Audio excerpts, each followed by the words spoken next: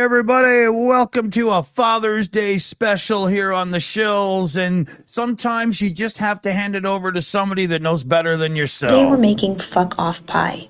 With 1 cup of no one cares, a dash of kiss my ass, add some fuck yous, a pinch of blow me. You're gonna want to stir it all together and shove it up your ass. So, what's everybody Yeah, up for my to? daughter. Happy Father's I'm Day. glad I'm not having that for dinner tonight. Yeah. The appreciation we all feel spelled out in one little video. CF Beauty there in the live chat, she rounded up that video. I thought it was great fun. We haven't used that, I think, twice, maybe? Oh, I don't overuse it. Yeah. Huh? I use You it. don't overuse it. No. Overuse it. Don't overuse it. Don't overdo it. Hey, we got Kudos gifted out 5 Shills memberships. And Bob Doggy's giving out memberships as well. So thanks, everybody. Awesome start to things. What's everybody doing for Father's Day? That's right. Liquored up. Done it. It's over. What are you talking about? It's finished. Yeah, that's right. Yeah, yours just ended. So what did you do? Yeah, we had a little dinner together. We got a takeaway curry and all sat around and Ramen noodles, got trip to the stuff. shitter, and you're done? Yeah. It was very, very nice. Very nice. Everybody said, no, just sit down, don't do anything, which is exactly what I wanted to do. Fine by me. Yeah. What about yourself, Commander? You got some festivities still to go, don't you? Well, I was planning something fairly elaborate, but it fell apart. We were going to have, grilled steaks on outside and fresh strawberry shortcake for dessert and everything. And then my son gets home from his job at the cafe and says, "We had the second biggest take we've ever had. So many people. I need to take the rest of the day off as an introvert's rest period." Yeah, just hiding now, right? Yeah, so we'll do that dinner tomorrow. Probably a good Tonight idea. it's leftovers. Yeah. Yeah, my son and I, we went out to this little gathering, park thing, and the weather wasn't great. I wasn't into it at all. He was kind of into it, not really. The weather turned, got colder, started drizzling. Everybody bailed, and we got to come home early. Great day, as far as I'm concerned. Perfect. Yeah. Great. For the man whose social life is like to sit by himself. That's exactly what you want. Yeah. And it was just, just a parade of in-laws everywhere. And I'm just like, oh, yeah, how you doing? Haven't seen you in a while. How's... And I don't know who or what or... barely know these people, right? I know. Even if I know you, I probably wouldn't like you. All right, I already chose not to remember you, so we're not off to a good start. Your face is vaguely familiar. Yeah. Are Didn't you I- on YouTube? Yeah. Oh, I was gonna say, didn't I see you on a featuring poster at a bar recently?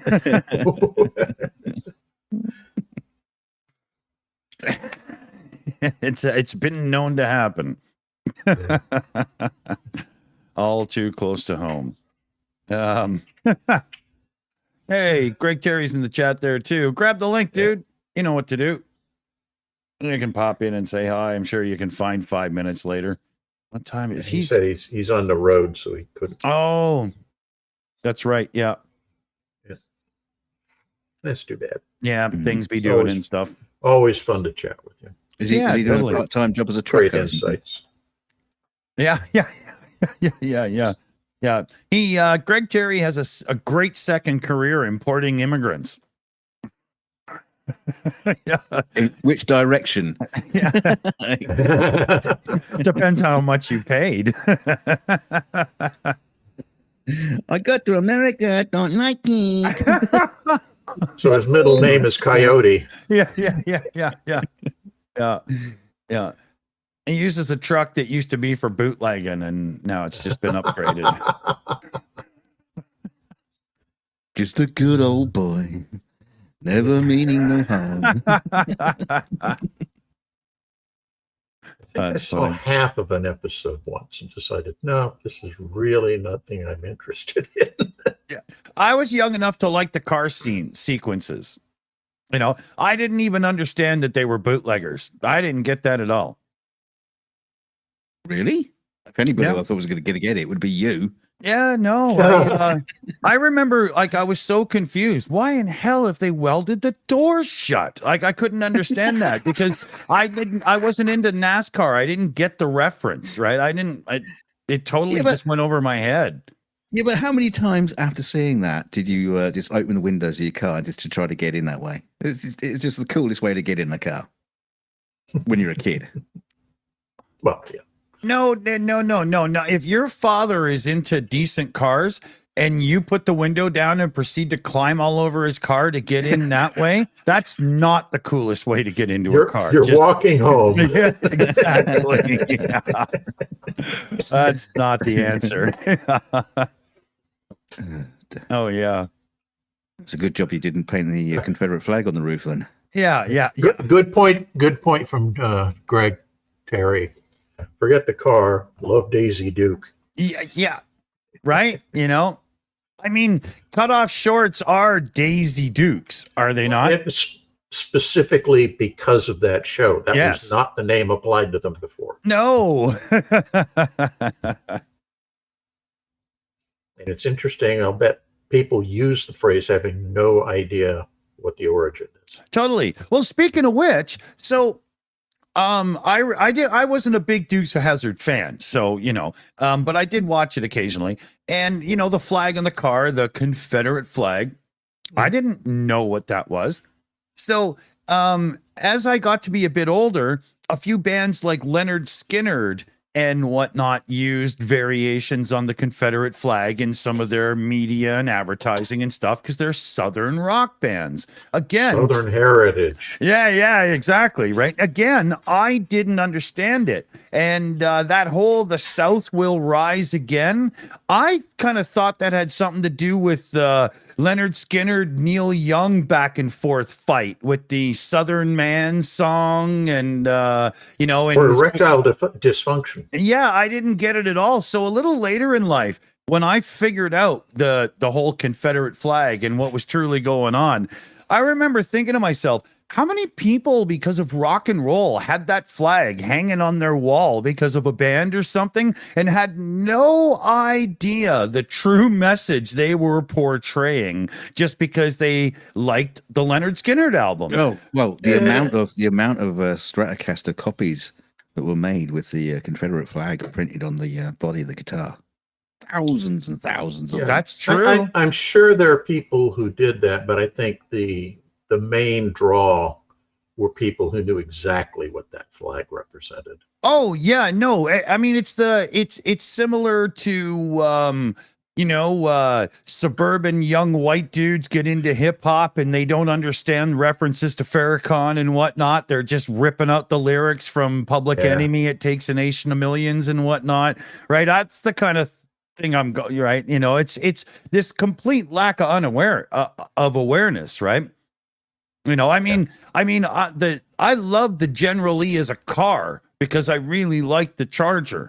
But there's no way in hell, even back then, I would have done that to a car, let alone now, that paint job and everything, right? I mean, Don't want that orange. Oh, I don't mind the orange, but the whole welding the doors shut and making it a pseudo race car when you just want to go to the store to get milk, that's dumb, It's a sort of style over substance thing. People just look at and like those stupid boy racer mufflers. What's the point of your Honda Civic sounding like a race car when you're doing 25 mile an hour, you moron? I was going to say it's like World War II Nazi uniforms. They really look cool and sharp and everything. And then you suddenly realize, oh, that's where that's from. No, we don't want to go down that street, do we? Yeah. Who is your tailor? Yeah. Well, actually, I can't remember who the designer is. They did hire very specifically a well-known men's fashion Hugo designer Boss. from the period.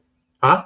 Was it Hugo Boss, wasn't it? Yeah, that's it. Yeah, I think that is. Are you shitting me? Oh, no. And it was designed to make them look, really cool and everything.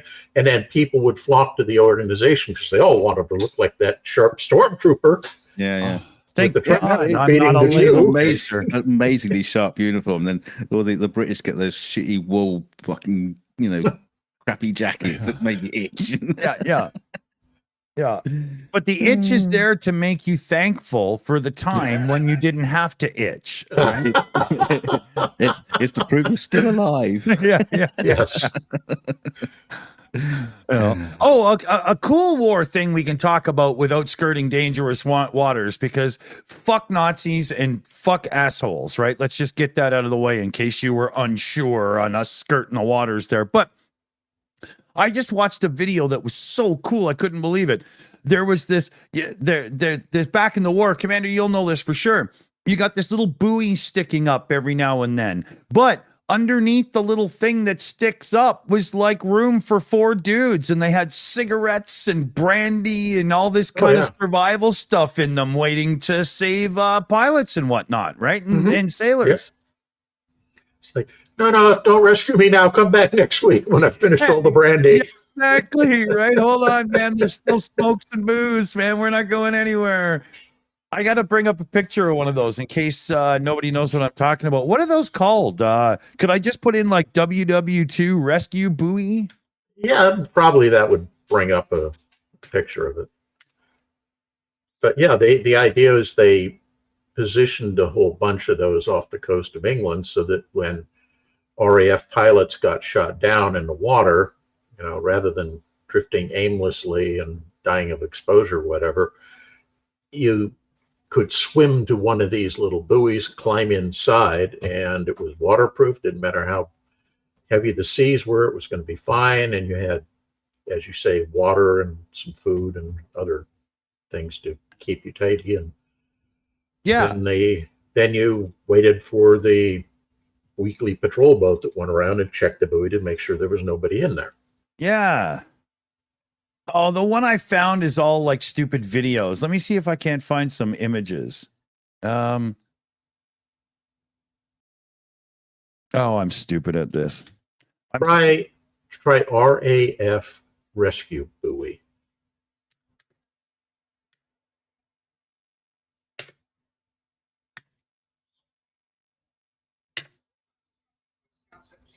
Okay. Yeah. Here we go. Yeah, here. Yeah. So let me just, it's a tiny little thumbnail pic. Hold on. This big. Yeah. You can only get That's the details. That's what it looked like when you're a pilot across the channel. Yeah, no kidding. Okay, here we go. So let me just size this up for you all a bit here. So like you got the top, see where dude's standing, right? And then you can get in, and then when you go down, you got some bunks and you got supplies and the whole 9 yards laid out. Like I'm telling you, we all live in the yellow submarine. I wonder, right? But Yeah. That's interesting. I wonder where that came from. I always thought it was from growing dope in like underground buried buses or something, Yeah. They used to, they mentioned the sea of I don't green. think school buses in Britain are yellow. Yeah, no, but that's there's strictly North American. but I think they did it on a trip. I think they found this on a trip, and the sea of green to me is a reference to an old pot growing technique called the sea of green. That's what it was actually called. And there's some other hints that it's actually drugs they're talking about. And I think they're in an underground bunker where people are growing pot, going, wow, this is ridiculously cool. That would be the first time the Beatles ever made any references to drugs. I was going to say, if you put it to a poll, were the Beatles writing about a World War II Bowie to save sailors or save pilots, or were they singing about drugs? I think the votes would go to drugs.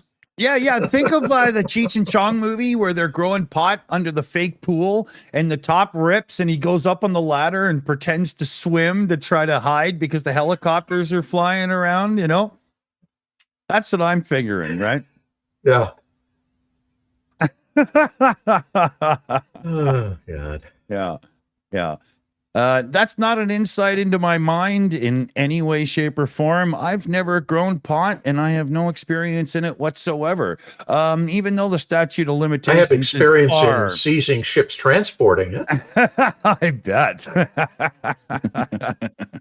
I think it's either the second or third largest cocaine seizure by the Coast Guard ever done was under my direction, because I was the director Wow. of operations at JF West. Wow, I don't use cocaine, so I cheer you on for that. Oh, whatever. I just. But yeah, It's taking you guys a long time to get rid of it all. Lots of snorting. Yeah. Reagan, actually, I think that one was taken to Mexico and given to the federal police because they needed a thing to show that they were being successful in doing stuff. And we did that an awful lot to try to help the little police departments in foreign countries. No, cool. Canadians on a sailing boat smuggling pot, they did do one of those. They seized it. Really? The guys had no idea how to sail. And I mean, this was like a 50-foot yacht that they bought. Oh, wow. Yeah, it was loaded with, and just a sailboat kind of yacht, not motor. Yeah, it's not a motorboat. Yeah, it was loaded with bales of pot and such. They didn't have any idea how to sail it, and managed, when the first, squall came up, to break both the masts. So they'd been adrift for like a week or two before the Coast Guard stumbled across them. Oh, and you'd think once you're in that state and you've been yelling over the radio, Mayday, Mayday, help. Yeah. Throw the pot over the side. I know. Where the rescue ship shows up. We just we're all sitting there in the headquarters building, shaking our heads going, these have got to be the dumbest pot smugglers in the history of pot smuggling. The rescue boats turn up and they say, save the pot first, save the pot. Yeah. But that's also a reflection of how scary they thought their employers were. They're like, we can't throw it over. Oh, no, this was privately financed. Oh, that's even worse. Yeah, they'd gone down to, I think it was Colombia, and bought this old used sailboat, and then using their money bought up the pot and loaded in, and we're going to sail back to Vancouver. It's like they'd never sailed so much as in a harbor before. What the hell made them think they could do that? You smoke enough pot, you can believe it. That's not even true. They had to be doing far worse than that. I lived in Vancouver for years. And there's not a harbor in Vancouver where you could discreetly unload bales of pot. I mean, you could sneak a few ounces out in your jacket, but there's no way you can just simply unload bales of pot without other people going, well, that's peculiar. So I mean? It's an operational planning that we haven't even thought yet. Exactly. This was never going to end well, right? I mean, you can't just ground a sailboat that side up the side of the beach and go, oh, we'll sneak it up the path. I mean, RCM people have no idea what we're doing. Oh my God. Oh, God. I've told the story once. It was really funny. We were drunk, wasted at like 3 a.m, running around Stanley Park. And a friend of mine had all this LSD in his pocket.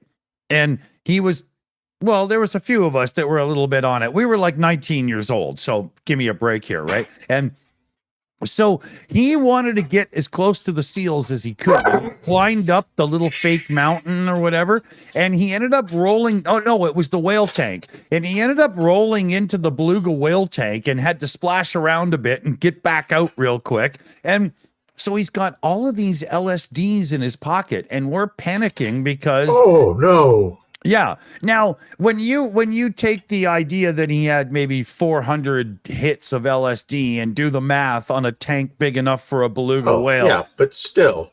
Yeah. And it was a financial loss for the guy for sure, right? So we're trying to leave the park and we're trying to get out of there without being caught. And we found a baby buggy that night and we had all our alcohol in it. We called it Barbara and we were pushing it around all night through the park. And so we're like 5 dudes, one soaking wet in the middle of Stanley Park, just outside the aquarium thing, with a baby buggy full of alcohol, and the security guard comes up. And what are you doing? yeah. So we're like, oh, our buddy here just had a layover, and we're reporting to the wet guy, right? And so we just wanted to give him a quick tour through the park before his plane takes off. That makes sense because the airport is so close to Stanley Park. Oh, yes. Yeah. And the dude and Bill's standing there creating a puddle because he's dripping, right? And the security guard doesn't even click in, and he's just like, get out of here. It's too late. You can't be in here. And lets us bugger off. And we left. Meanwhile, there's a beluga whale crawling out of its pond enclosure going, look, I can walk. Yeah.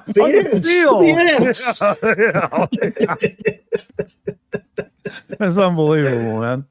Oh, Yeah. And that was like 1989. So I can say this on the air now, and you can't arrest me for it. There's nothing you can do. You've eaten all the evidence. But it was funny. You know, it was funny. I think it was Father's Day. No, I'm just kidding. Hey, Dad, you know what I did today? You ever kill a whale, Papa?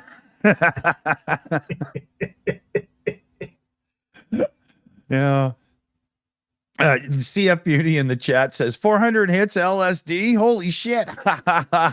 That's actually light for that dude that day. He was he was the guy that actually knew how to make the cardboard and dip it and make the little blotter hits. He actually made them. Yeah, about a third of the rock and roll bands in the late 80s and early 90s in Vancouver literally funded their efforts because that guy made LSD. I'm not kidding. There was like 7 or 8 rehearsal spaces all within 2 blocks of each other, and everybody went to that dude to get their stuff done and make sure they could eat breakfast and still play all day. It was hilarious, man. It was a different age, you know. I mean, you know, it was the late 80s, right? What are you gonna do? Yeah. I know. Poses an interesting question, and since you have some connections with the music industry, do you think the party till you drop excess of early rock and roll period has, for the most part, faded away? Absolutely. The people that work with the musicians these days, except for the rare few who cut through because they're so raw and on the edge that people just love it, and the people in the music business know to get them in, you know. Yeah. For the most part, musicians these days are more like race car drivers these days compared to the 70s, where in the 70s they'd get out of the car, light a cigarette, swear during an interview and stuff, and nowadays they're like, oh well, you know, their Mercedes Petronas racing team ran a great race today, and it's just all corporate nonsense, right? These people are so schooled on it. They're like, look, just do it right now, and then when you're actually a little older, you'll have all the money in the world to have fun and stuff, and they coach them through it better. Whereas back in the 70s, they were like, no, let them be as wild as they want, you know, it sells, it's awesome, it's rock and roll, baby, you know. Yeah. Congratulations, your career is over. Now go work as a barista. Yeah. Roger Daltrey from The Who once said, it's not just throwing a television out the hotel window and into the pool, but it's using a long enough extension cord to try to keep the television working as it falls into the water. Yeah. And if you've done your job properly waterproofing it, it'll even stay on when it's on the bottom. Yeah. And if you think There's about another it, beluga whale. That's right. But this is Roger Daltrey talking. The Who were one of the biggest bands at the back in the rowdy days. I know. So if anybody could find a long extension cord, it's him because of their sets and everything, right? Like, I actually believe him. I really do. You know, I love that story. I've never done it. I think the Who kept the British drug industry alive for the most part. Oh yeah.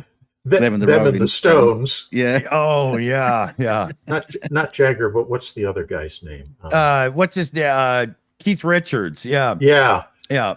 But he's had his blood swapped out like 5 or 6 times because it's so contaminated with various substances. He actually survives right now on the stuff that they embalm you with, right? And then, it kind of preserves his body, but keeps him rocking at the same time. Or what about, what are the Toxic Twins, the 2 from Aerosmith? Same thing, right? Steven Tyler and Joe Perry. They were the worst junkies back in the day. Oh, yeah. I lost brand of music. I lost, I don't know, 7 or 8 band members to like heroin and stuff over the years. And I had the same singer for 3 different bands that were decently successful. And we used to always shake our head like, can't you just sit around and smoke a joint and have a few beers? Isn't that enough? Does it always have to go to snorting lines and then starting with needles and blah, blah? Like, and that's the thing about addiction a lot of people don't understand. Some people take things to the extreme. You've got people who they're willing to put on a parachute and jump out of an airplane if it's broken. But then there's other people that's sport. And then you get these base jumpers, and there's always people that take it to extreme. And unfortunately, sometimes what happens is people that are willing to take it to the extreme find drugs, and then they find hard drugs, and then harder ways to use it, and it's just the worst spiral ever. Yeah, I mean, well, a lot of people say like cannabis is the gateway to all the harder drugs, but then that's not true. Other cannabis users will say no, that's not true. But then also at the same time, you have stories like that where people just do not know when to stop. It's personality. You're either somebody that's willing to go the extra mile or you're not. And if you find drugs and you're that person, that sucks. Well, it's like, I think to an extent, alcohol, where some people can manage to not become alcoholics and drink just to get the little buzz or whatever, to be social. Yeah. And others, it becomes this compulsion that they can't avoid. Right. And not dumping on you guys, but tobacco is kind of the same thing. Oh, dude. Oh, yeah. You start, and it's like, some people, once or twice they'll have a cigarette and then decide, no, this isn't for me. And other people end up chain smoking 3 packs a day. Yep. There are personalities, and I think, my opinion, not backed up with medical fact, I don't know, that to some degree that's hereditary. Oh, I wouldn't doubt it, dude. My father was the tobacco and alcohol guy, big time, right? And when you look at it, I very much was on the path to being more into like hard drugs and stuff because I'm very susceptible to I do what I do, right? Yeah. But when I was like 14 years old, I met this guy who was like 23, Mike McBride. I still remember his name. And he had this demo tape, Make Me Millions, it was called. I never heard of him as a professional musician after. He just kind of blew through my town. But he was the guy that sat me down and explained that no good musician ever has a long-term career when they're dabbling in the hard stuff, right? Yep. You cannot do it. And I don't know how he got through, but I listened and it worked really well. I guess that's a shout out to all the mentors out there who have done it properly, because that one moment hanging out with that guy fixed me. Yep. He was like, "Do you want to be the Doors and, put out 2 good records and die?" And oh yeah, it was effective. Yeah. No, and then I think we were getting stoned when he said it to me too, no less. Like, smoking pot. Yeah, I think that genetic line runs through my family too, because both my parents were heavy smokers and heavy drinkers. And that's one of the reasons I pretty much you were born Yeah, well, but I never touch this stuff because I figure I have that personality trait if I'm not careful. Yeah.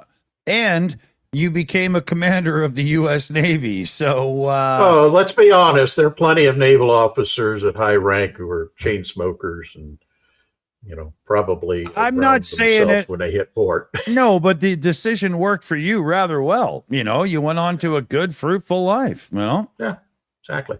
I mean, So, let's see here. Dunk, share some wisdom with the viewers. Tell us.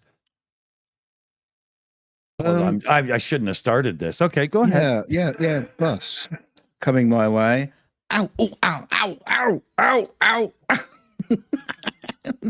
The moral of this story is when you get told to play on the yellow line, you should probably reconsider the The moral of this story is don't let Dick throw you under the bus.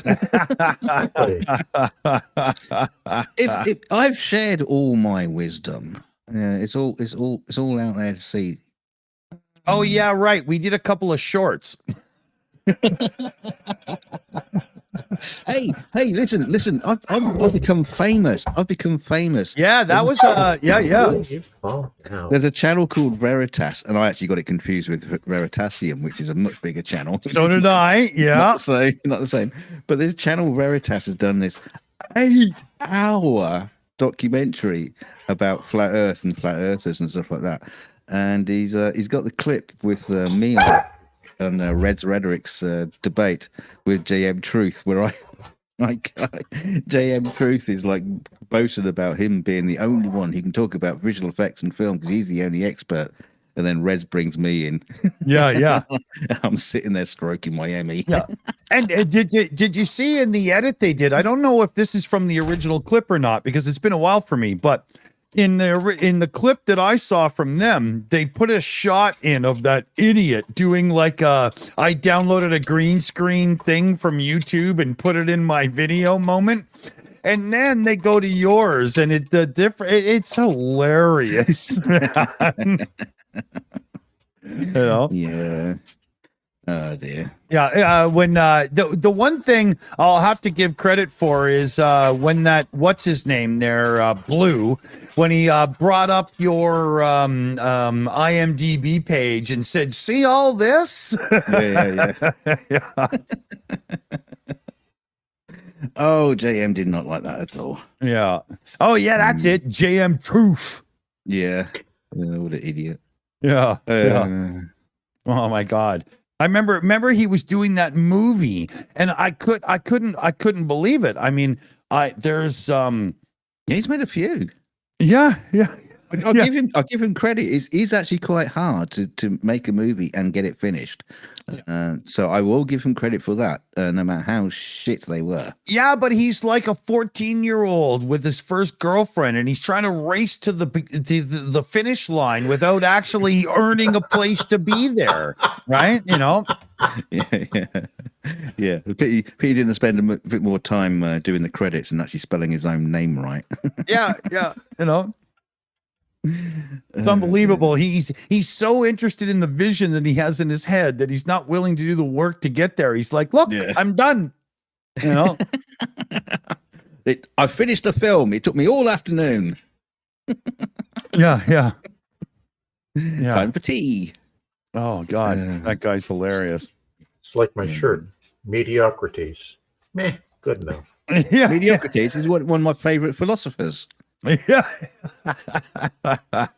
I like that. We have some shout outs to do here that I've got to do, right? So Kudos gifted out 5 Shills memberships and Bob Doggy gifted out 1. We did get those ones in, but I wanted to reiterate them because Bob Doggy especially, I had to run through some super chats really fast on Saturday, and Bob Doggy's a couple of those were there.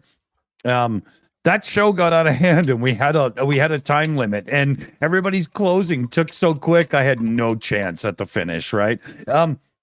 We've got Tiny Captain in. Happy Father's Day to all the fathers, including myself. Hey, Tiny Captain, happy Father's Day. Petra Olson comes in with SEK, that's Swedish krona, is it?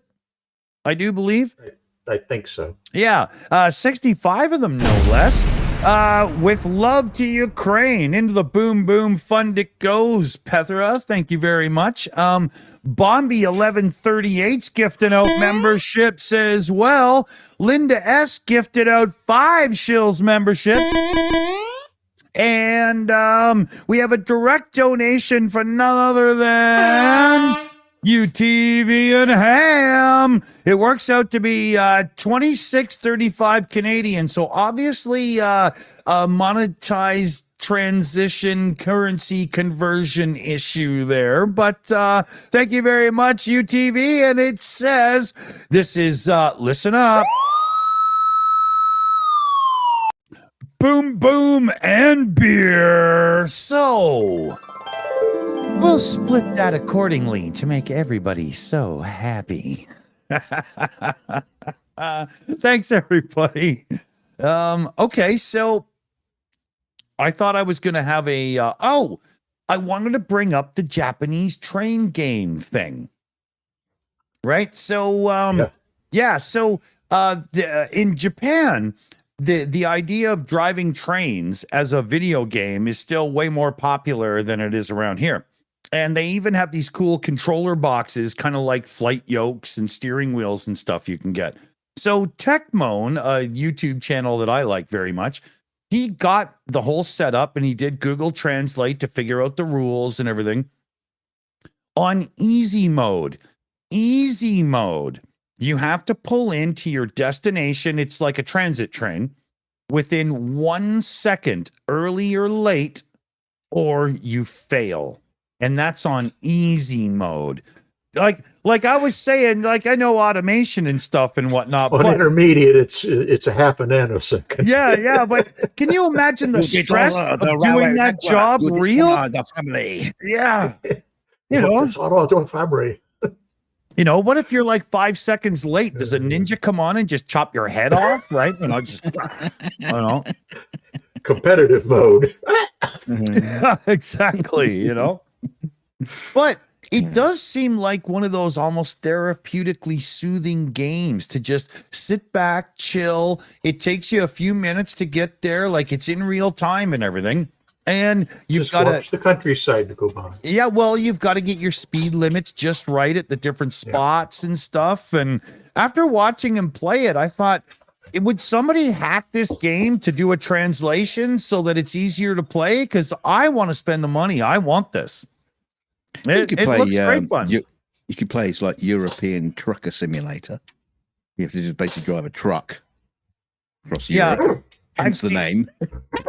Yeah, I've seen those games, and I don't have the ability to scratch my ass and drink at the same time, so I'm not sure that transport trucking is for me. My son was into trains when he was a little kid. You know, we had all the model train stuff and everything, and yeah, he had the similar kind of thing where it was a train simulator, and you went from station to station, and I would watch him play and I'm going, what's the point of this? Because literally you do nothing other than change your speed.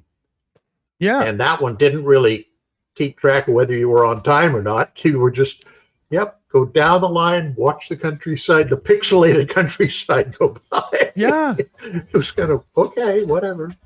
Yeah. It's odd. Here, I'm going to find a video of it just so we can bring it up here and show everybody.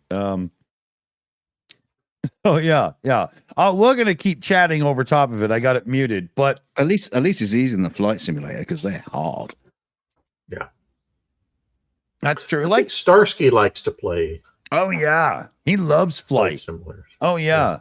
I think if Starsky had like millions in his pocket, he'd have a hangar with 2 or 3 birds of his own for sure. So, speaking of flight simulators, the one and only time I ever played. So, on one of the ships I was on, after working hours, the division that I worked for would gather in the office, and they had, I think it was called Pacific War Pilot or something like that. I don't remember the exact name, but they were all playing this game, and as you progress through, you got promotions or you got medals or so forth, and everybody, and they kept urging me, come on, Mr. Mac, you gotta play. Okay, fine. So I sat down, and you have to understand, they'd all been playing buoys. Yeah, exactly. They'd all been playing late war top end US fighter planes. I got in and took what is arguably one of the worst US Navy aircraft from the war, which was the Devastator. It was a torpedo bomber. And I chose early war when the Americans are at a severe disadvantage because all the Japanese pilots are elites. The average Japanese, and this is not game, this is real world. The average Japanese pilot had over 1,200 hours in the cockpit. Usually, at least half of it combat time. Wow. Because of the war in China when they hit Pearl Harbor. That's how top of the line their pilots were. So they're all doing this. I get in this old rickety piece of crap. And my mission is to go and attack this Japanese convoy. I managed to hit, not sink, hit one of the transports with my torpedo before getting shot down. And the mission evaluated me as getting posthumously awarded the Navy Cross and promoted 2 levels. And everybody else in the division was just going, how did you do that? Just like, well, you guys are all playing with the best planes against the worst pilots. You're getting a whole bunch of kills, but they're not worth anything. I took what is probably literally the hardest mission in the game and kind of eked out a sort of maybe victory. Yeah, of course I'm going to get a better score than you. Yeah. Leave it to the guy with logistics to figure it out and do it right. Yeah. Is this how you got to the rank of commander? Could be. You never know. I think it was a JG at the time. So. That's funny. That's funny. Oh, Bombi in the chat says, I remember playing Sea Battle. If you're talking like in television, Sea Battle was an unbelievably awesome strategy game from back in the day. Oh, I loved that very much. Oh, yeah. I think I've heard of it. It was a great game where it would be hard for me to describe right now and get it right because it's been that long, but you remember the Intellivision controller had like a phone dial pad on it and then like the disc controller and some buttons on the side.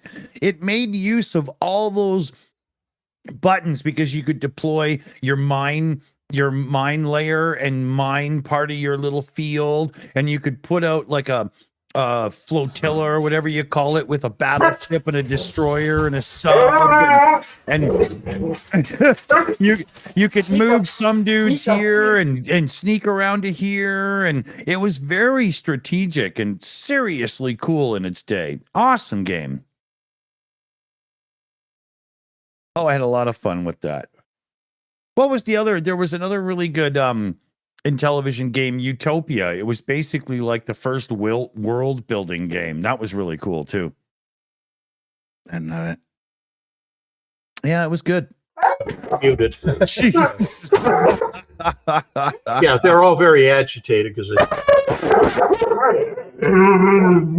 sorry.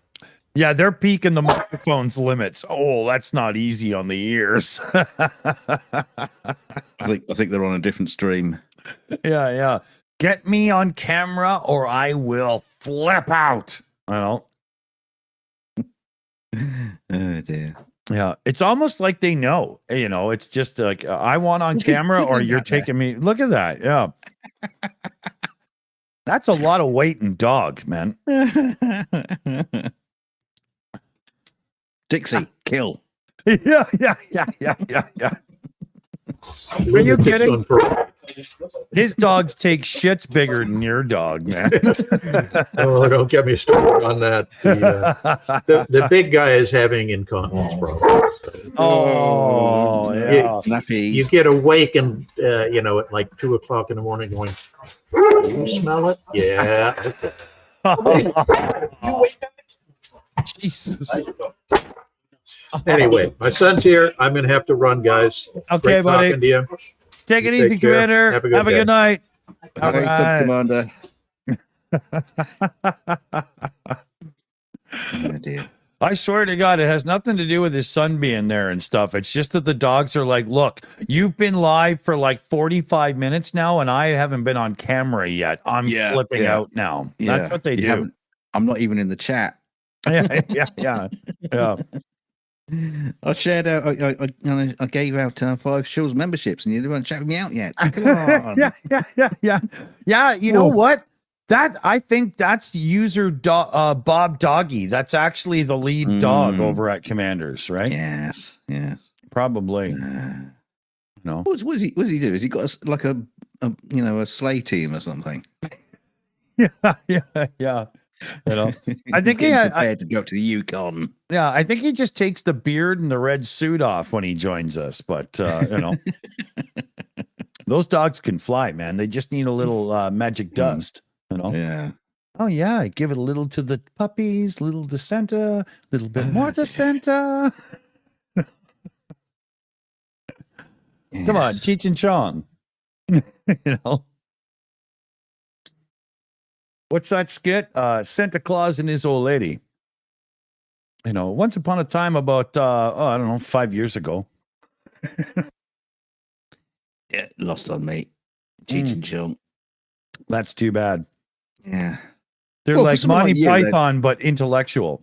No, I'm not too sure about that. But for someone like you, they're like gods, you know. Yeah. Even for non-party people, if you were born in 1970-ish, Cheech and Chong are just pretty funny. Should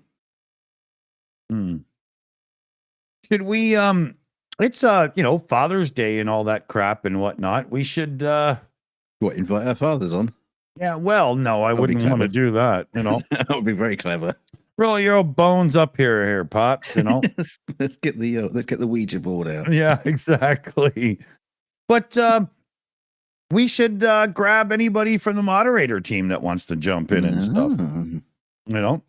Hello, moderator team. I only just realized that we should have thought of this beforehand, but stupid is as stupid does. It's not my fault. I was born that way. Isn't that I was born that way? Isn't that a song by a chick who wears meat as clothing? Isn't that how it works? I don't know. I can't remember. Lady Blue Steak or something? Blue Rare? Lady Blue Rare? Is that what it is?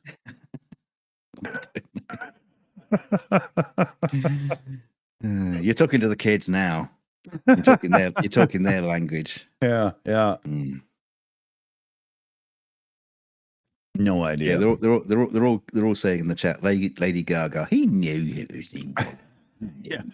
Well, at first I wasn't 100%, but you know, how do I find the link? Because I don't even know where to get it. Link is old, right? I know. I'll scroll through whoever I gave it to last for the show.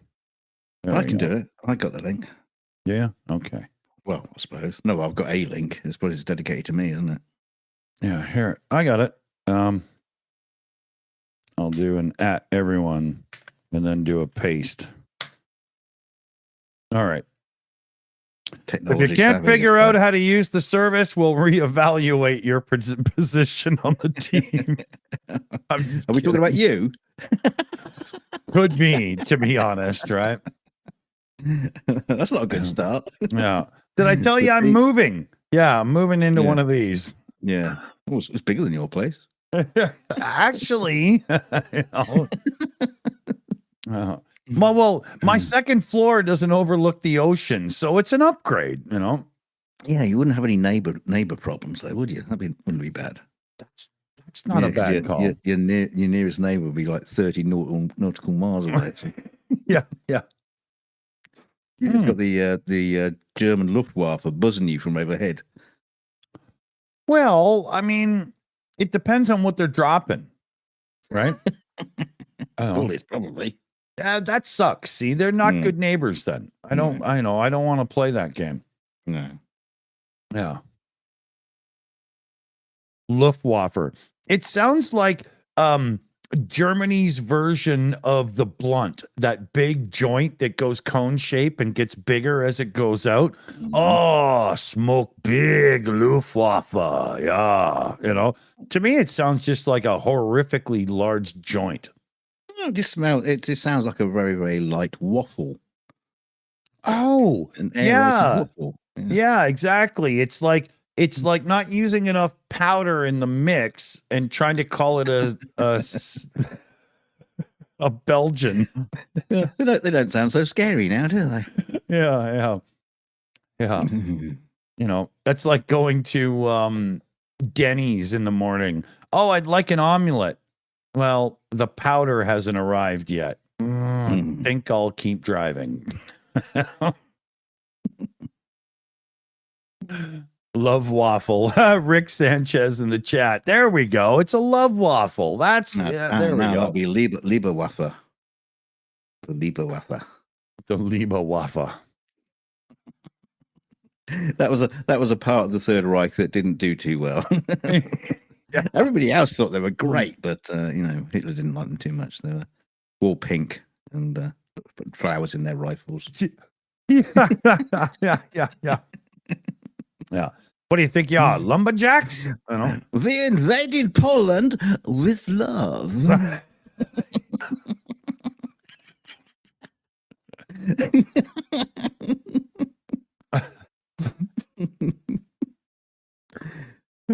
God, the war would have been completely different if that had happened. Come on, boys, party in pink in Warsaw. Let's go. It's just, I'm not sure that was the intent.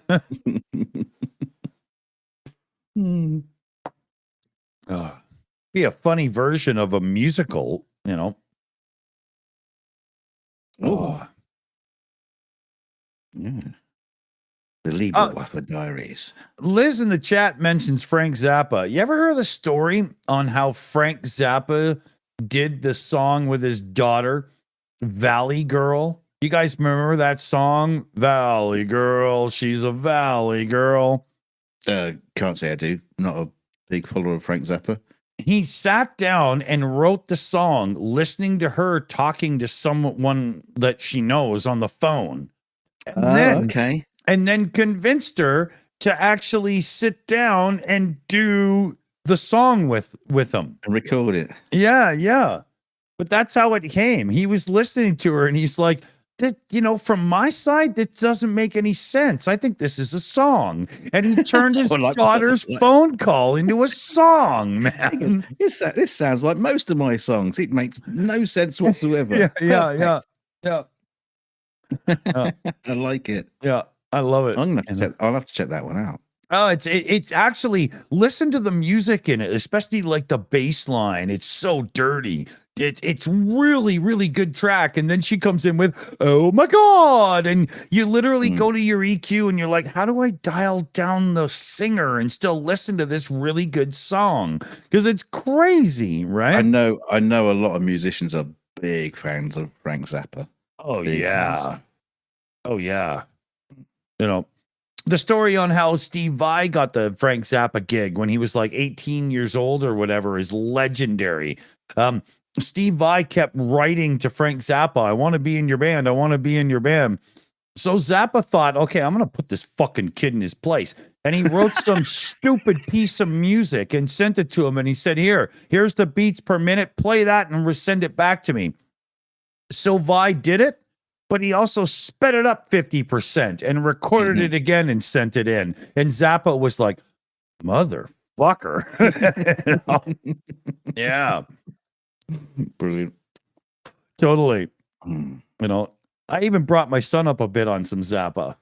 Oh, yeah. All you have to do is go up to him and go, great googly moogly. And he'll just break out laughing. Really? Oh, yeah. It's hilarious. He knows the whole story of Nanook of the North. It's awesome. Never on my radar, Frank Zappa. It's odd. Never even heard of him till years later. But people start. That's because you build guitars, you don't rock them, right? Yeah, it was actually people in the guitar community that the guy used to come and test out my guitars. He was a big Frank Zappa fan. Mm. And he'd get drunk and not start playing all this Frank Zappa stuff. Listen to this one. Listen to this one. Yeah, I was just gonna say, Mr. Spock. Anymore. Mr. Spock beat me to it, but I was just gonna say, broken hearts are for assholes. Broken hearts are for assholes. I mean, there's so many. Joe's Garage, what's her name? Me from the bus, leather. It's just too funny. It's amazing. Oh man. Yeah, you just talk with the chat because you just lost on me. Yeah. And Elizabeth says Deep Purple. Ho, don't get me started on Richie Blackmore. I could talk all day. Yeah, and he will. Or you got him started.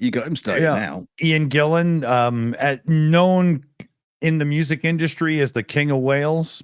Just awesome. No, we don't have time to get into that because I'm gonna have to get up and get a beer in a minute, and that's gonna kill that.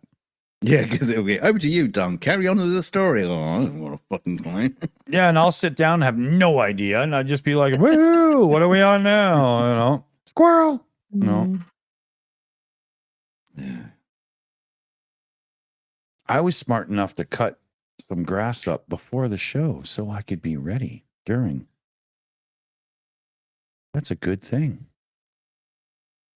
Yeah. All right. So, well, a lot of us, we're not exactly known as a channel for 18-year-olds. A lot of people like myself are probably in a position where dad's not around anymore, and you might be a father, you might not, I don't know, but how does dad not being around affect your outlook on Father's Day? I mean, I don't care myself to be the recipient of anything on Father's Day. I don't even need the thing. I decided is Felix even aware that it's Father's Day? He doesn't give a rat's fucking ass, Yeah. I mean, he doesn't even give a shit when it's a birthday. He just, whatever, he doesn't care. I remember when he was younger, Grandma would get him to do up a card and whatnot. I was like, he doesn't have to, because why bother? Yeah, it's a sort of thing that needs to be reminded, into kids, otherwise they don't remember this sort of thing. No, exactly. Hey kids, we're at school. Hey kids, make your dad a Father's Day present. What's that? Yeah, exactly. Yeah. How do we even get into the trip of Father's Day and Mother's Day? No idea. Now with LGBTQ plus and whatnot, don't we need a fuck ton of more days? Right? Yes. Should we call it Sperm Donor Day and Egg Owner Day? Just to take that shit out of it, right? Insemination Day. Yeah. Hoo-hoo. Yeah. We'll rewrite that Rod Stewart song. Oh, no, not again. It's artificial, and I understand. Insemination. Yeah.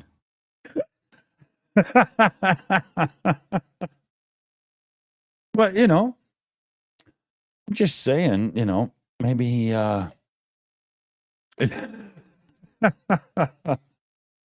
what we should have is they finally made a good fucking vacuum day and honor a company because I don't have to spend $1,200 on something. That's what I'd like. Well, good vacuums are seriously expensive. And how long have we been making vacuums? How hard can it be? Why do most of them suck until you spend like $1,000 or something, They're supposed to suck, aren't they? I didn't mean that's the whole point. Yeah. Gotta watch your words around here sometimes. But you know what I mean, right? Or there's so many mechanical bits on cars we've been making for years, so they should be really cheap right now. And yet cars cost a fortune because, there's these cool new electronics that do, you drifted out of your lane, so it's going to beep. And then the government makes it mandatory and stuff. So automobiles cost an absolute fortune. Well, shouldn't we just train people to be better drivers and we could have cars for like $14,000? You know, I don't need all that junk. Seriously, if somebody needs lane avoidance assist and all that other crap in their car, I don't want them on the road. If you're so distracted, you can't even keep your car between the lanes, you shouldn't be driving it. It's an interesting thing, though. You know, if you do make like these like electric cars that, people are talking about, you just get in and it just drives you anywhere you want.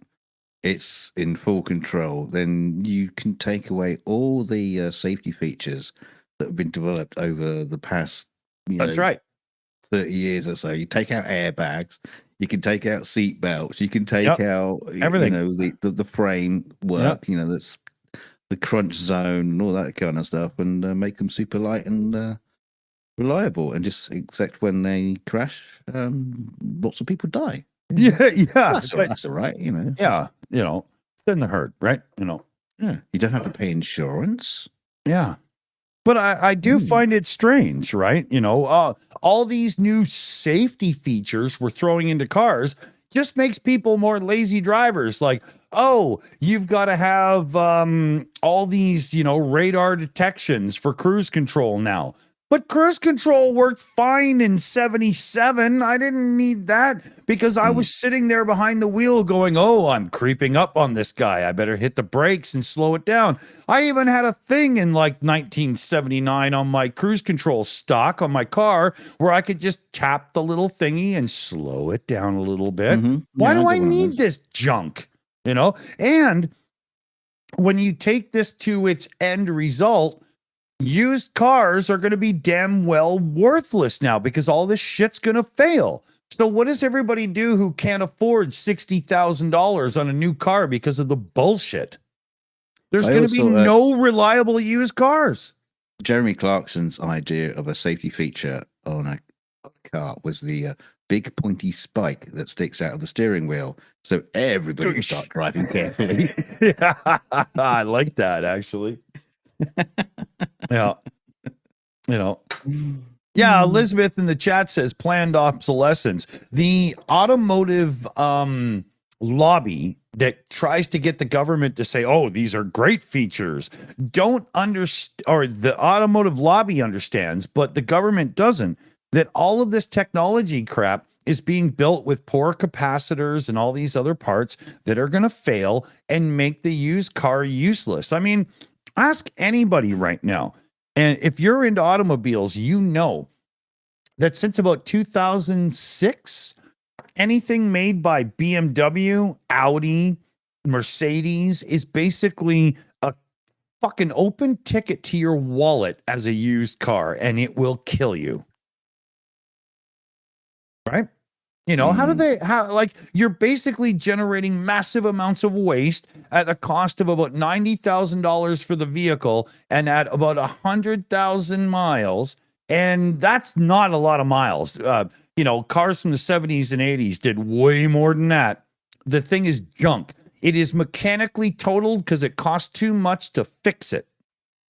But again, why does it cost too much? Well, because they want $1,000 for an alternator that you could buy from AC Delco for a 87 Chevy for $140. Right? We're just getting screwed. Yeah, we were driving along the road the other day, and my daughter, there was one of those really old Mercedes. Don't tell me the class, but one of those really old Mercedes pulled out. The Mercedes saloons. Yeah. And she goes, the classic one, right? Yeah. She says, when I was in Albania, every single car was one of those. Yeah. Every single car was one of those. And that must be glorious because you go to the parts store. What's it for? Is it Mercedes? Yeah. We got shed loads of them. What do you want? We got loads. What they do in Albania too is they're really concerned about weight and fuel economy. So what they do is they file off all the VIN numbers on the vehicle to make sure that it's lighter.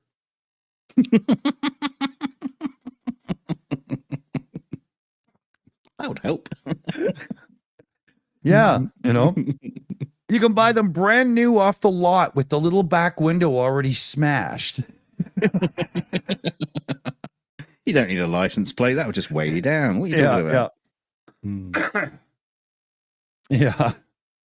But it's like you were talking about the other day about the larders that were based on those Fiats. Yeah, the 124. Yeah. If we had those sort of cars back again, they're shit. They're really basic. But they'll just keep going. Keep going. Exactly. Keep going. Yeah, they don't have Apple CarPlay in them or anything like that. Because even then, they're not connected to the web. Yeah, but hold on. All that stuff with Apple CarPlay, none of that needs to be built into the car unless the manufacturer wants to track you and everything. Because right, but that's the thing. The manufacturer just needs to leave a hole in the dash so we can go and buy a third-party thing and put it in. Or even just a little clip that accepts an iPad or a tablet, right? You know, you buy a third-party thing that would be a clip you stick on the dash. You don't have to the car, but it'd be interesting if you saw car manufacturing just going back to like that real, so like basic kind of, because you could kind of thing.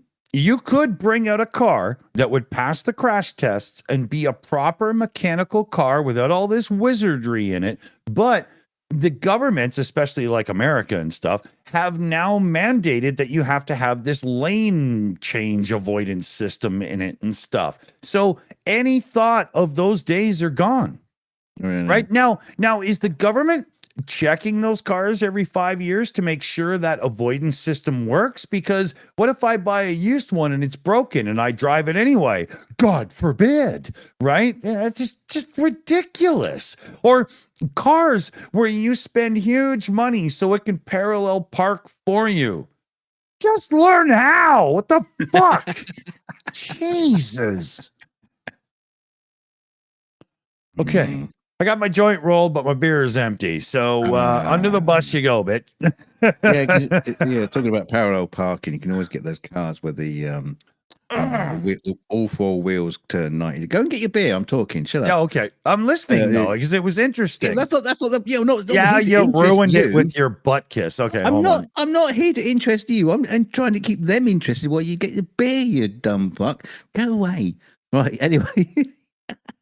You get one of those cars that's got the four wheels that can turn like 90 degrees, and then it can just like slide in sideways. You don't need to learn how to do parallel parking. That would be cool. Oh, now I've run out of that bit. See, he was hanging around listening, and he could have been gone and got his beer, and he could have been back by now. He's just guy's useless. Talk about bloody professionalism in this bloody show. Well, never mind. What else? What else can we do with old-fashioned cars to make them really cool? I mean, I kind of really like the old Citroen CV, because it was just basically like a corrugated tent on wheels. They were hilarious, just so basic. The fan belt goes. You just find another rubber band and just put it on. That'll be fine. That'll work. I remember I had a Vauxhall Viva, and years ago when the clutch cable went, and I was in the middle of nowhere, and it was like, the car was just so basic that I actually tied a bit of rope to the clutch lever arm and managed to feed it through the car, because just like there was nothing to the bloody thing. You could feed it through into the cabin. Do you call it cabin? I don't know. But you could. I was controlling the clutch with a rope. That's cool. Yeah, that's redneck engineering at its finest. Yeah, I know. And I was in the middle of nowhere. I didn't know what to do. I just tie a rope to the bloody thing. Made it. Got home. No problem. Yeah, you couldn't do that with a modern car. No chance. Yeah, drive-by-wire system. Gee whiz. What are you gonna do? You call a tow truck that ruins your car because the idiot wasn't smart enough to push the button to put it in tow mode. Right? Yeah. That's what happens. I remember giving a bunch of girls a lift to a nightclub one night in my Vauxhall Viva, and they were saying, oh, Dunk, you drive so relaxed and so casual. Going, yeah, I'm kind of cool. I don't need to show off. Yeah, there's me driving a Vauxhall Vivo. I couldn't show off if I tried. Yeah, exactly. Yeah. I've got my foot down to the metal, to the pedal, to the metal, and it's just going. Yeah, it's got 57 horsepower, and we're 3 people in the car, right? You know, I gotta lift the hood so it can breathe. You know, actually, that's true, because it was so bad. Its cooling system was so bad. I remember one day when I was driving down the motorway, and it was scorching hot weather outside, and I had to put the heating on full. And blast into my face to keep the engine cool. I knew a guy that had a Renault Le years ago. It was a Renault 5, but sold in America, right? And the heater was so poor that in winter sometimes he would actually have to put a bit of newspaper to block some of the air to the radiators so that the engine could build up enough heat to warm the fucking car up. Yeah. I remember seeing those. Oh, yeah. I remember the first tinfoil over it. The first time I got in it, I was like, dude, this makes a Chrysler K car look like a luxury vehicle. What the hell's going on? You know, PJC that says my dad fitted a custom second cooling fan to the Viva to prevent it over. And I remember when my buddy told me he had a Renault Le car, I didn't know what it was, but I was just, oh my God, he's got a Renault, because at the time, Renault had some of the most powerful engines in Formula One, and I was expecting him to pull up in some kind of Trans Am from Europe, and it's this piece of shit Econo box, and I was like, what the hell is going on, man? Oh, I was shocked. I couldn't believe it. I was like, this is a Yugo, dude. You know, like, yeah.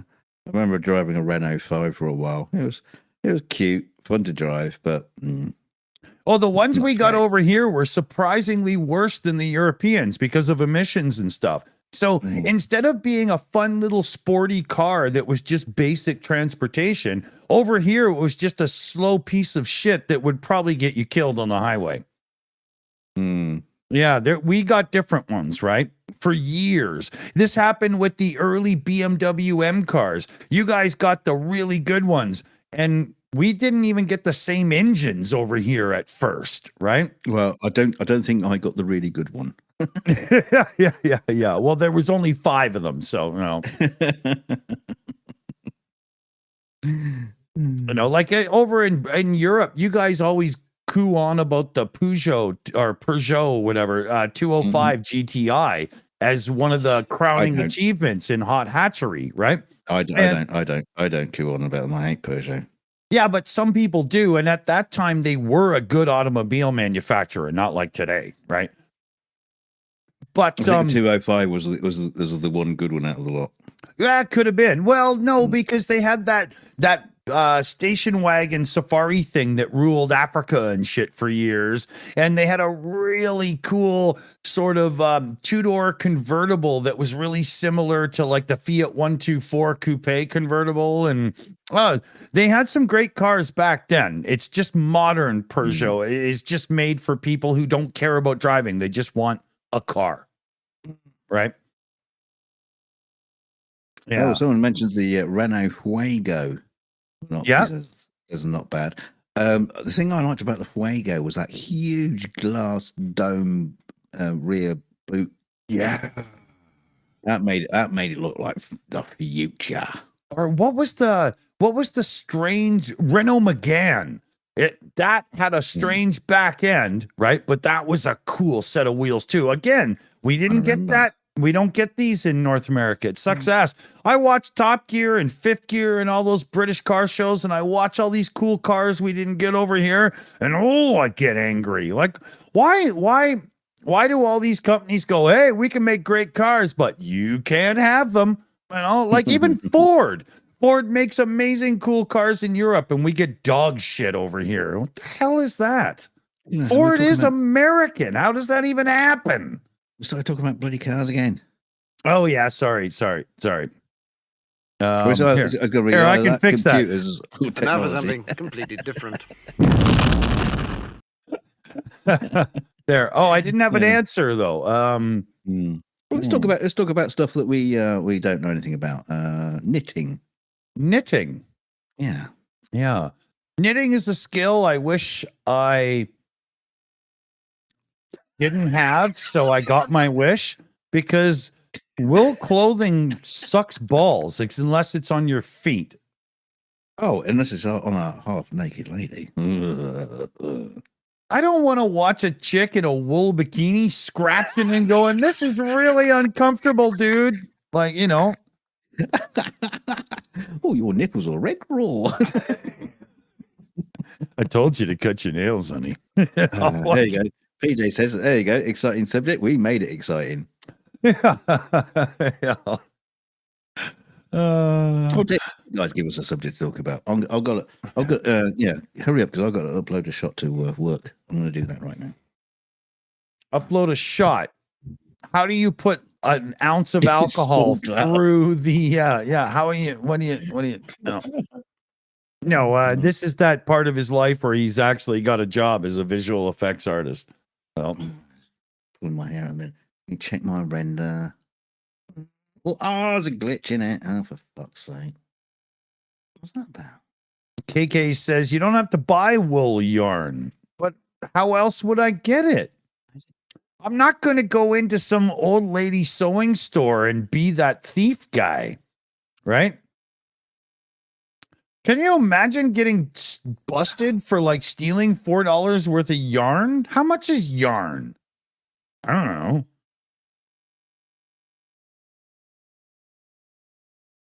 I wonder if you could. Excuse me, boys and girls, because there's something not working. I've got to check it out. Why isn't it? Okay. Oh, there you go. He's saved by the bell. Hey, how's it going? Hold on. Let me sit you into a little hexagonal action here, and it might actually work. Okay, hold on. I can mute for a minute. God, I've prayed for those words for years. Fuck. Hey, wait a minute. What happened there? Why do I have 6? Yeah.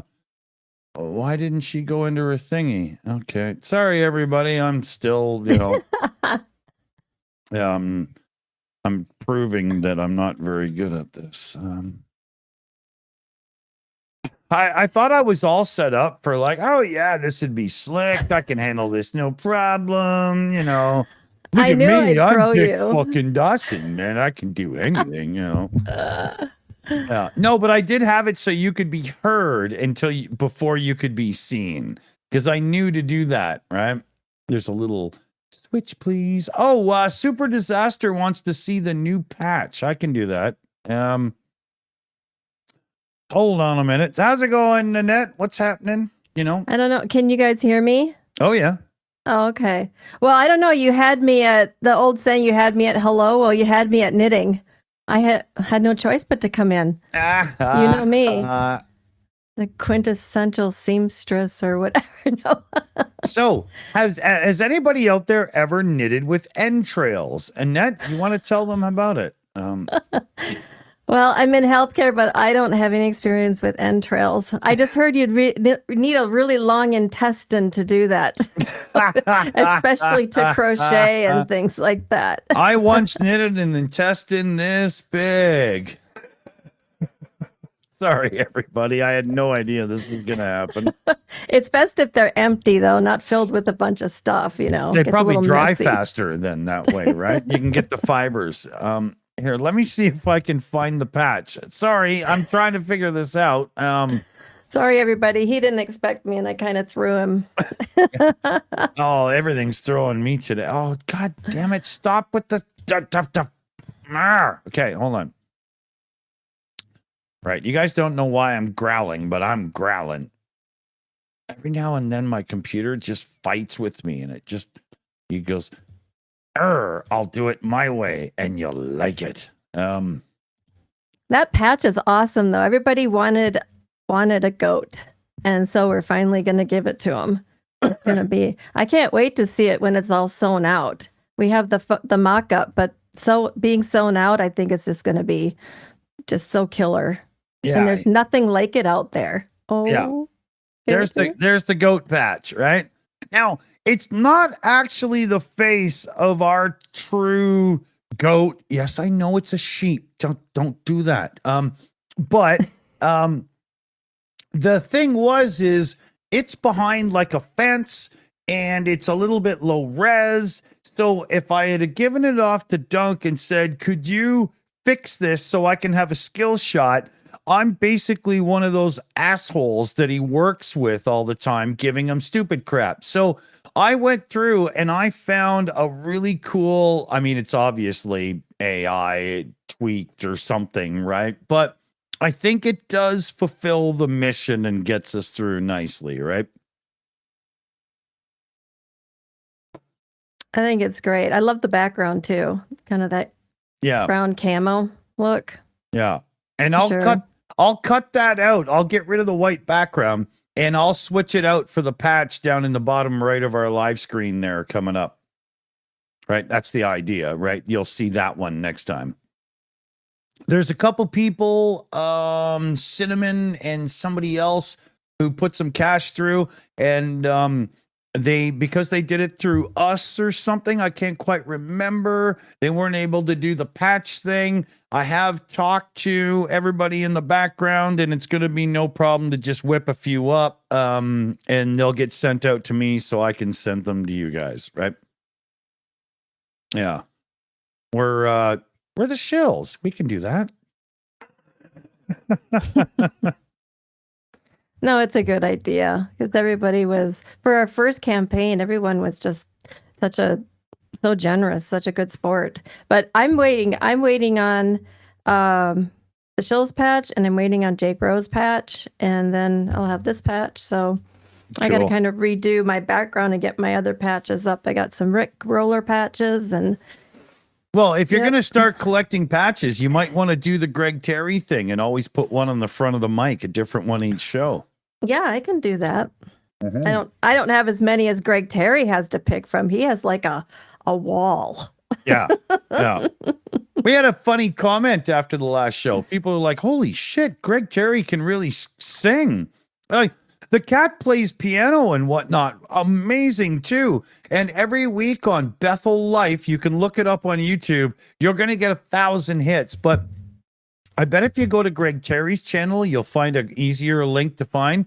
But, I have the link. Okay, I can drop it right now. Yeah, drop it in. But the man rocks. Like, he's got the full Elton John thing going with the piano, keyboard thing, and the singing and stuff. Oh, yeah. I was in his service this morning in chat, and Blonde Bombsheller was there too. Yeah, and there was, I think, Just Me was there, and then there was a couple people I didn't know. But wow, he can belt. And are you still in here, Greg Terry? I think you are. I pop into his Sunday service for about 10 minutes each morning while I'm having coffee because it always coincides with when they're rocking and rolling. And, you know, I'm not a religious person, but it doesn't mean that I can't enjoy the music I'm hearing, right? Because Greg's got a dude that he mentored for a bit that plays guitar and sings in a really nice higher register and stuff. There's all kinds of harmonies going on. There's there's a real drummer, the whole bit. Like, you know, it's not Johnny Come Lately one-man band stuff. Like, it's really good. Yeah, we got a few. Elizabeth said he has a beautiful voice. Rose was in there. Rose Rowley, she was there. And Greg came in the chat and he said hi to all of us. And it was it was really cool. There's only about 23 people actually watching the stream, but the girl they had on was amazing. She was a violinist and she sings today. Wow. He went full into the mode the first time I showed up in his live chat. And He cast the demon out of a chair because a woman's cell phone went off. And then he proceeded to call it on me and cast the demon out of Dickie Dawson, one of the great and Ukrainian supporters. He, like, live on stage in front of his congregation is screwing around with me. Right? I was blown away. I'll never forget that moment. He's a clown. You know, he's a very focused, energetic, hardworking SOB, and he is, right? But he's also a clown when it's time to let his hair down. And that's why as soon as he started streaming with us on Saturdays, he was like, oh yeah, I'm doing this, right? You know? Yeah, he's got an awesome sense of humor. Oh yeah. I love him. I mean, in the sense of I love him as a not the weird way. Naked and on a calendar. You know, for all his work and his a streamer and his faith and awesome guy. Yeah. He's actually inspired me, and this is Dick's his like fingernails are gonna curl when I say this, but I've actually written 2 Christian songs since Greg's been around. And I don't know what it is. They just kind of come out that way. And I've tried to switch the lyrics, but I don't know. It's just for me. Yeah. I'll get them recorded one time, throw it at him so he can have a laugh.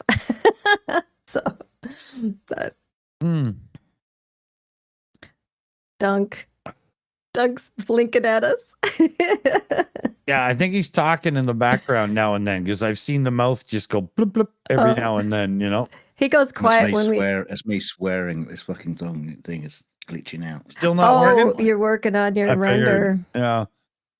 I don't think people everybody loves the intros and the outros to all the shows, but I don't think people realize how amazingly talented Dunk is to put all that together, and he has movie quality. Well, not it is movie quality software equipment. And he does all of that for us. It's like we're so lucky. Those intros, when I said I had an idea, and he was like, "Oh, okay, blah blah," and then we dug up some photos and stuff and put something together. I don't really remember how it comes together, but then he shows me the end result, and I was like, "Holy fuck!" I thought it would just be like each picture literally morphs into the next one.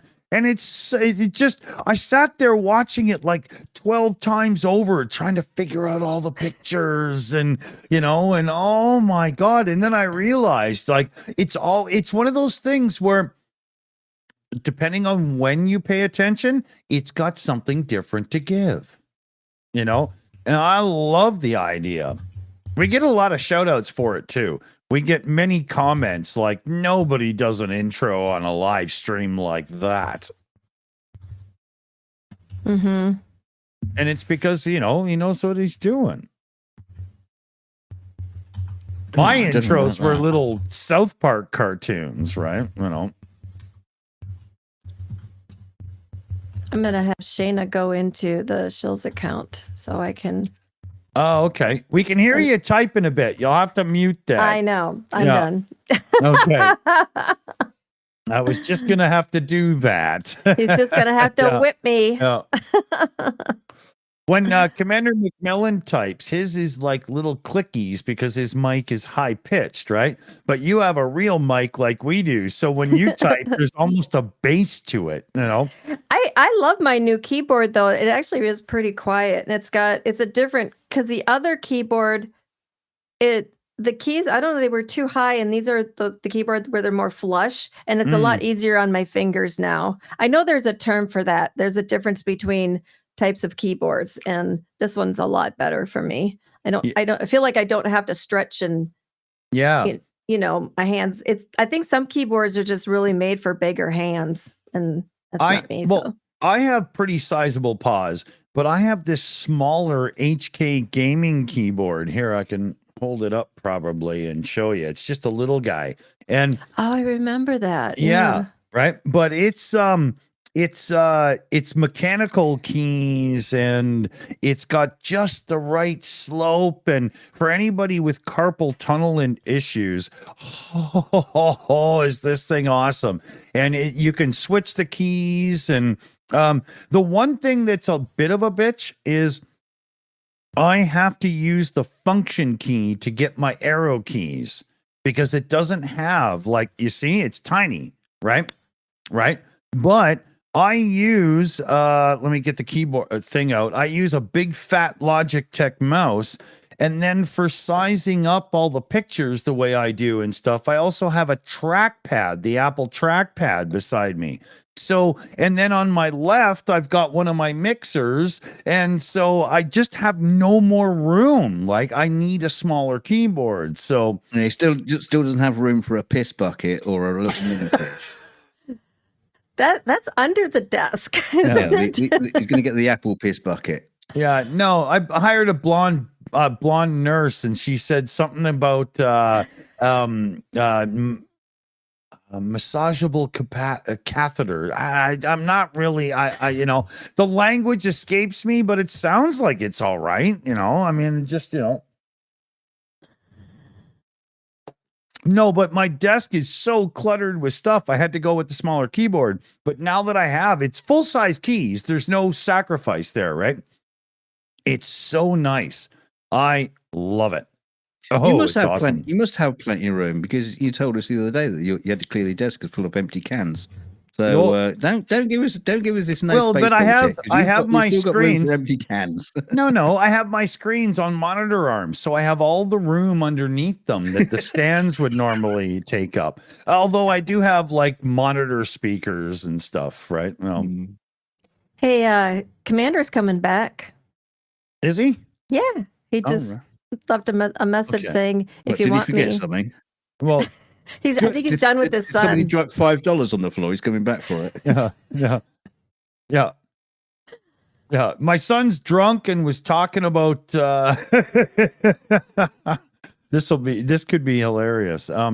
Do we have shout outs I have to catch up on? Let me just go to. You do, yes, we do. Yep. We've got random username 2004 coming in with a British pound, I do believe, super chat there. 1 second here, everybody, because I just got a couple of little buttons to click. There we go. Much better.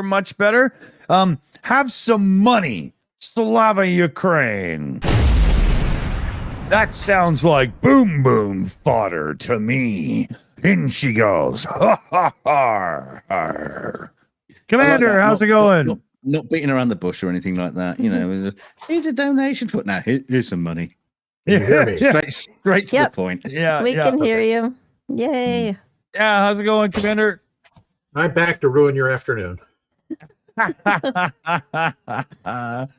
Yeah, are the puppies happy now, or is it still war zone? They're all calmed down. They've had their dinner, and they got to get excited when the kid came over. That's what all the barking was about. Oh, I see. Yeah, he's the perpetual new toy. Whenever he shows up, it's like something to chew on. Why? Yeah, that's not far from the truth. Why do dogs bark, but trees have bark? Who thought that was a good idea? Right? Well, we're gonna have to ask Greg Terry, because it's a God thing, I think. I'd have to Google that one. Yeah. You're gonna have to speak to the creator. Oh, praise be! I'm almost compelled right now to go in and do the Google search. Yeah, that's how bad I am with that kind of thing. And I didn't sleep at a Holiday Inn Express last night, so I got nothing. Yeah, you'd probably end up with pornography anyway. Don't bother. Well, in this day and age, you never know. So can I tell everybody about my birthday evening? Oh yeah. So I wasn't. God, that was wild. God, the striptease was fantastic. Oh my God. No, but perky is the word, fellow babies. The strontium 90, though, I could have done that. No, so I mean, all of you know that a few months ago my mom passed, and so this birthday was just kind of, I wanted to keep it low key and everything, but the whole Shills family, we decided to have a little just us getting together like Drunk this fest. and having a little, just everybody talking and having fun and everything. And Commander McMillan popped in. I didn't think you were going to pop in, and that was so sweet. There was a few people that popped in, and I didn't even know it. But we told him there was going to be drugs. Right, I was coming to confiscate them and turn you over to the RCMP. Yeah, we did get a little drunk. But I wasn't. I was just more tired the next day. But I want to thank you guys so much because we always say we're a family, and that's the time that you really feel it. So it's great. I loved it. Yeah, it was fun. It was one of those moments where you wake up hungover, but you still remember it. So that probably says something. Yep. The best thing about having a proper audio interface is that you can plug in a foot pedal. So if a beer burp hits you really fast, you can mute. Yeah, it's like one of my greatest skills is making sure that I don't sound like the fat old beer fart that I am. Right? Somehow you still seem to manage. It's a talent. It takes years to develop. You see why we have a floating cast around here? It's some, And he has to hone his skill every week just to stay sharp. So True. Exactly. Alcohol is a skill, not an addiction. We already talked about that. Let's just put that on the back of beer cans. Yeah. But with you, Commander, and the conversation we had earlier, I remove your reality and I replace it with my own. Of course. It's the only way to live life. Yeah, I'm not sure it's always successful, but it looks good in the mirror. That's right. Andrew Petrie in the chat had said earlier, all I know is sheep don't bark.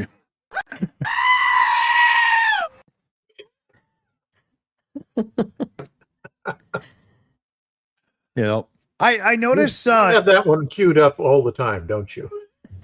It's such an old button. All I have to do is hit Gags TV and it's right there, and I can just double tap my thumb to make it work, right? You can tell it's the button that's like all worn and cracked because he's pressed it so many times. That's the first time I've ever heard double tap used in that context. Yeah. Yeah, it actually screws me up. Hanging out with seals too much. Yeah. It screws me up when I start changing the buttons because I can't go by muscle memory anymore, and I have to look at them, right? And go, what does donkey mean again? Like again, like. You have actual pictures on there? Well, the little thing I use, the Stream Deck, it has words and pictures. Like each button is a screen. So I can change it just by going here. Here, I'll go back to the main page and I'll go to Gags full screen, and then I can hit Monty Python. Now for something completely different. Right, but when you start changing them, they're all in green text and stuff, and it just becomes this, well, I'm on 4 or 5 beers now, and it's all blurry. I don't know. Just shut up, Greg. Yeah, okay, there, right? We need you to get one of those magnifying, the things that you can put over the top of a book glasses. Or something. Yeah. Glasses. Yeah, that's what I need is glasses. Yeah. I don't know. He's not there yet. No. We need to get him the big what you glass. really need is one of those giant wall-to-wall screens of, 9-10 inch TV pictures. Yeah, yeah. And you just point at one, so it's That was like that out of was the Matrix. that was the original ending of our old flat earth debunking show. At the very end of the show would zoom out to show that we were actually on some woman's security monitor along with other videos playing at the same time, right? Because I it like was that. to feed the conspiracies. It took me hours to put it all together to make it work because I'm not a video editor, right? But it was really funny. I still keep that ending just in case I ever want to throw it in again, I think one day we'll see Dick have one of the screens like the Minority Report where he goes like this and everything opens and he's No. like No, I'll tell you this. Everything you've ever seen, has anybody out there ever bought a touchscreen computer and started to use it and realized your arm gets sore and you just go down and use your desk where you can rest your arms? Touchscreen and all this minority port bullshit is the dumbest thing that Hollywood ever came up with because the dumbest thing in Minority Report was getting your your response by way of a pool ball rolling down a ramp. Yeah. Why couldn't it just spin? Why couldn't it just spin like a little display on the screen? Yeah. Why did it have to get all that thing of a pool ball rolling down without guilty? Yeah. No. That display on the screen is not cool. Or having an auto race / fight up the side of the building because that happens every day. That was ridiculous. Why, just yesterday. Like I'm surprised he wasn't fighting Dwayne the Rock Johnson in that scene, I love automotive car chase stuff like Bullet and Vanishing Point and Grand Prix and like real car scenes. And then I watch that CGI crap and I just, oh my God, and I can't stand it. There's this thing called physics and it kind of gets in the way. Of course it will. It's the movies. yeah, but It always gets in the way of movies. Dunk is in CGI. Don't you think that there's? I've always reword that. Well, I have a question Dunk for you. Is CGI. Don't you think that there's? For me, it seems like there's different levels. There's movies that are the CGI is done really good, and then there's movies where it's like, oh my God, that's obviously fake, But I don't. Well, there's also times where you can have an Avengers movie. So who cares about reality because it's an Avengers movie. But then you're supposed to be having a police chase in the streets, and they decide that a Volkswagen Beetle can keep up to a 12-cylinder Lamborghini something or other because cool footage. Like that shit again. Movies. Yeah, but that part drives me crazy because the director goes, but I like those two cars. And everybody else goes, but that's stupid. Again, movies. Because yes, movies are full of stupid shit. That's why they are movies, unfortunately. That's why I usually just watch documentaries on like the universe and physics and things like that, right? I can't. There was the Bond film. I'm trying to think which one it was, but where there's a fantastic car chase in a Citroen. In the Citroen CV, it's just like, come, I got a car. Because his car gets blown up or something. He goes, oh, I got a car, and they go to the Citroen CV, and they have a hysterical race, chase through the streets in the CV. They kind of recreate that in the first Bourne movie when he's with what's her name, and he's like, "Did you take care of this car? It felt like it pulled to the right coming up," and he does this unbelievable thing in an old beat up Mini.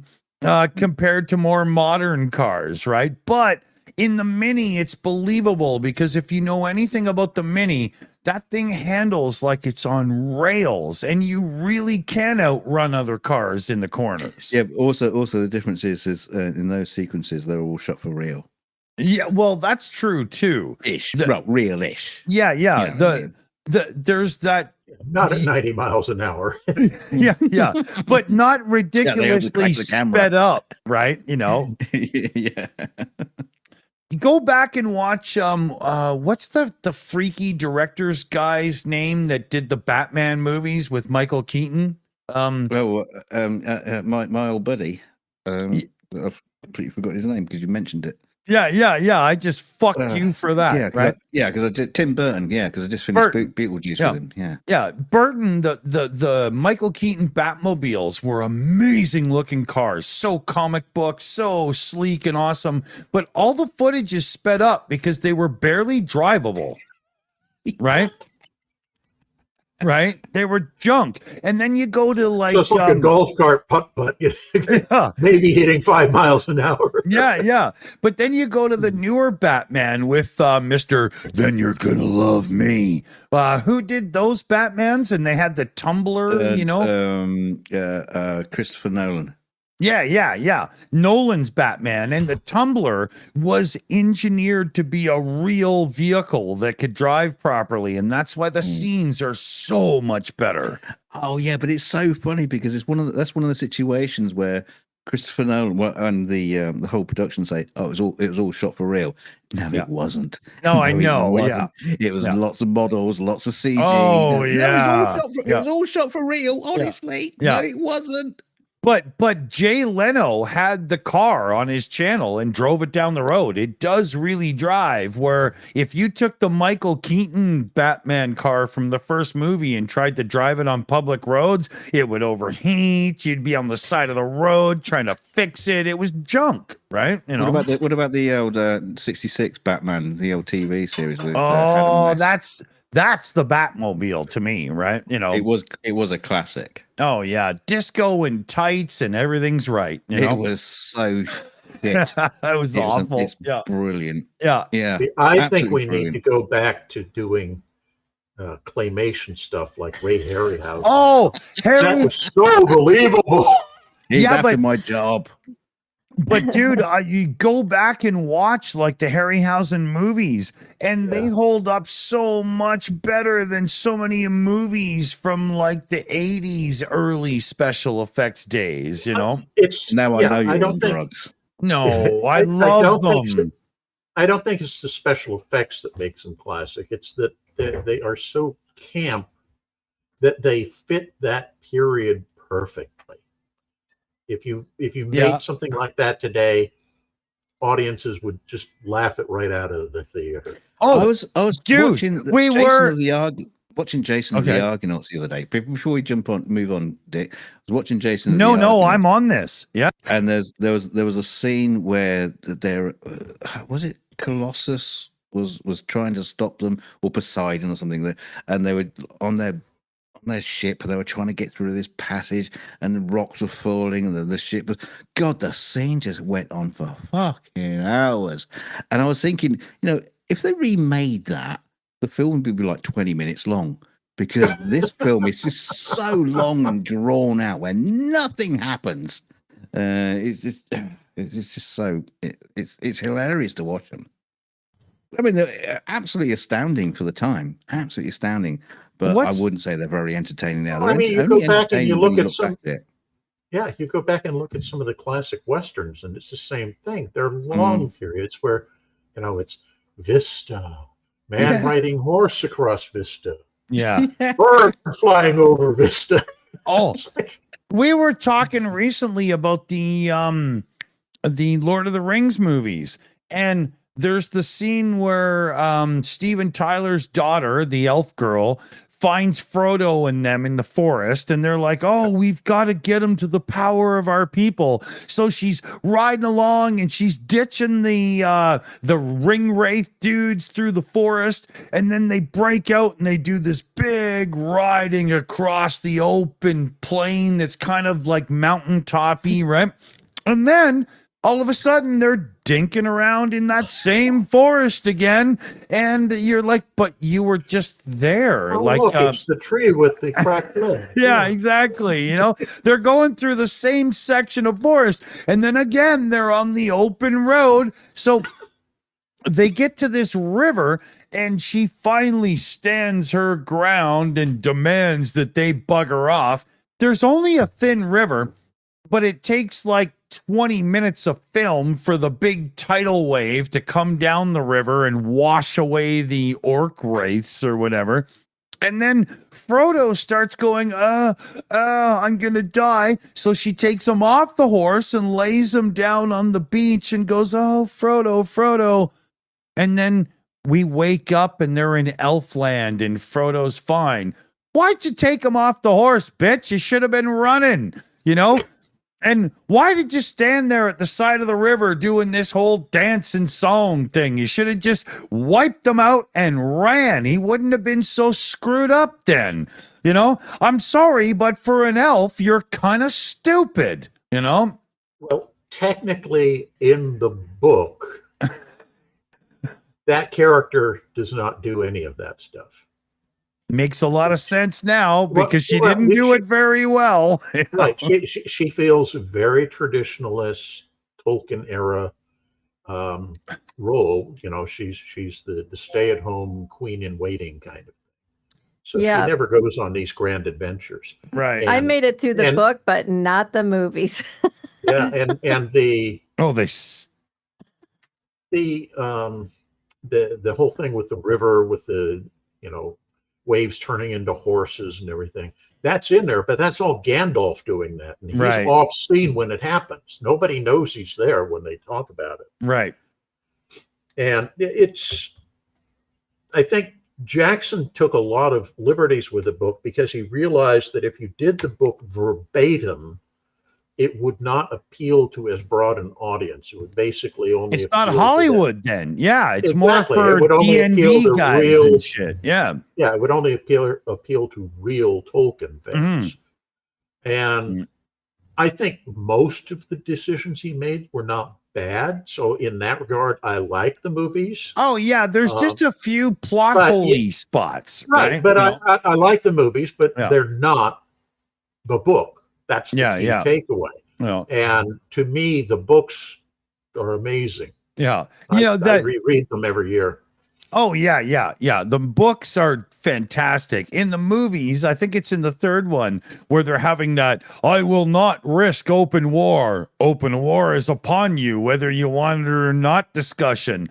This is not your neighbor being pissed off about somebody chopping down a tree. We're talking about Mordor coming, for fuck's sakes. Why are we? Treebeard might dispute that. Yeah, it's just when you first watch those movies, you're like, yeah, that's awesome.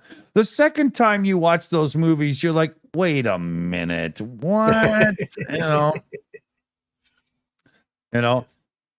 I wanted to we go back to Ray Harryhausen quick. I did not forget this. For me, you were talking about, if modern audiences saw it, they would laugh. Remember that?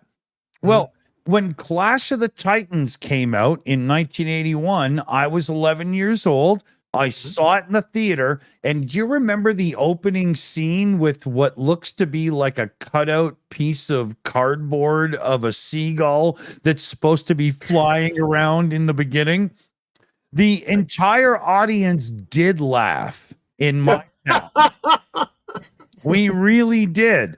But we all stayed and loved the movie because even then we knew what we were in for, right? Yeah. And this was what, 3.5 years after Star Wars, and we were still in the theater watching it, right? Interesting. Comment in the chat stream here. Somebody says, I could not read the Silmarillion or Dune because the names were too hard to pronounce and remember. Oh. And I can understand and agree with that. But I think it's worth noting that the Silmarillion is really just a giant appendix. It's not a book. It's not meant to be read as a novel. It's basically a historical source material for the fans, and it was compiled after his death, and it's basically incomplete. It's just notes that he Oh. scribbled in. And from that perspective, yeah, I agree. I think, though, if you had seen it, if he'd finished it as a novel, I think it would be different. Yeah, interesting. Now, Dune, I think that is a design element of Herbert's way of doing things. He wanted complicated and weird names that were often similar and such because he was trying to make the worlds feel like it was some giant dynastic clash. Mhm. And so you wanted names that are similar because now you're going, oh, okay, so he's part of that family, but not really because he's over here. And I think I don't agree with the choice, Mhm. but I think that choice was probably deliberate, would be my guess. I've always had a hard time with Dune. I've tried the 80s one. I've tried this new remake, and I'm it's talking about the books. yeah. I've not read the books. And I've tried the movies a couple of times, and I feel like I'm walking through mud and I'm never getting anywhere, Yeah. I honestly think that the only one is of the whole Dune series that's worth reading is Dune itself. I think all the others are just kind of milking it for cash. Yeah. Well, there's definitely that. I mean, there's a subset of sci-fi people who love everything Dune, right? Yeah. You I mean, know, I read them all and they were okay, but when you're talking about something being a classic work that people will be reading, 100 years from now or something, yeah. I think only the primary novel, the first one, qualifies. Yeah, good call. Um, Hey, I have a question. mhm. So you guys were talking about claymation. Did that coincide with like the Mr. Bill era? Remember Mr. Oh no, Mr. Bill. And wasn't it Saturday Night Live that did It the precedes Mr. it. Bill things? Yeah, that's claymation, but that preceded it. Yeah. Oh, okay. I because I saw those as repeats, but I always thought that was so funny because they were a little off color sometimes. Yeah, And the Mr. but I don't Bill even stuff, how did I that even think come is, about? Like Mr. Bill. I don't know. I don't know, it's Dunk just knows. crazy. Yeah, well, yeah, seriously, most of what came out of Saturday Night Live, particularly the ones that have resonated and stayed funny for so long, were just, for lack of a better word, drug dreams by the Oh yeah. writing cell. Oh yeah, like Mr. Robinson's Neighborhood, and Oh yeah, I mean, crazy shit. I loved the Saturday Night Live though. They So did I. got some classics. They had a bunch It of good resonates years, with a certain Yeah. age group. Yeah. It's only good for a certain age group because I watch the ones that are on now and they're I don't get it at amusing. all. Yeah. Yeah, and it's just like, well, okay, I whatever. kn- I don't. I know. But Dude, I can still go back and watch the stuff that was around when I was there. And it's Oh, like, yeah. wow, this is cool. But the modern stuff just makes you feel old, and you just kind of back out of it and move on to something else, right? Yeah. I don't get it at all. I do know one Sorry, thing. folks, I'm back now. Back now. Yeah, Okay. You lot are talking Hollywood, and I'm doing Hollywood. Yeah. He's actually working it. I do have one thing. I was concerned about time because it's like 6:00 Pacific here, and my son is very much an on-target guy. We don't do things very late. My day was weird, but I was smart yesterday. You know what I did before bed yesterday? I cooked up everything I needed to make our homemade burritos. So today for lunch, Felix had burritos and he had what we call Mexico time. And he got to watch one of Eugenio's movies and stuff, right? He's having a blast upstairs watching Michael J. Fox, Back to the Future.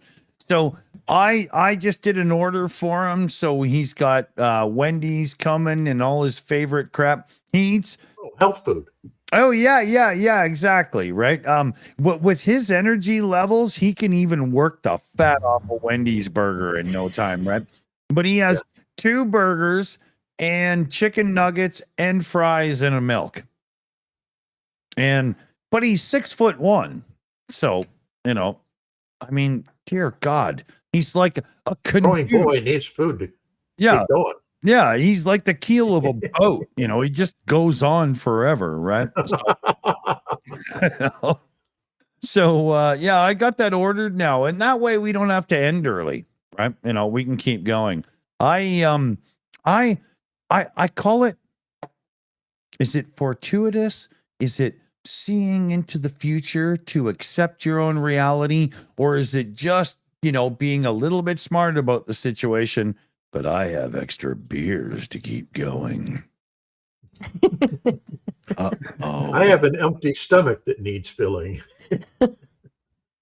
So you are your own puppy now, right? You are your own dog. Exactly. You've done it. He's going to start barking in a minute. His wife will come in. Come on, honey. Be careful. I'll bring him back and make him howl. Yeah. She's gonna bring him a tin of spam and slice it up. Here you go. Put it in his bowl. She'll go. Here you go. You pat Commander on his head. I'm joking. No, they're all lying very quietly and well behaved right now, but it's not hard to get them riled up. That's not a way to talk about your wife.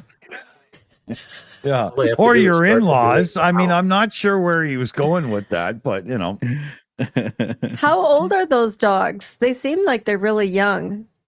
The big guy is 8 or 9. Oh, wow. The girl is a year younger than him, and then the Huskamute, he's probably 6 or 7 right now. Which one is the one that always does the blue whale thing? Or do they all do that? The one that comes up on the chair. Yeah. Yeah, that's the big old male. Okay, yeah. You're taking good care of them, though, because they seem like they have so much energy for dogs that are approaching their senior years. Wow.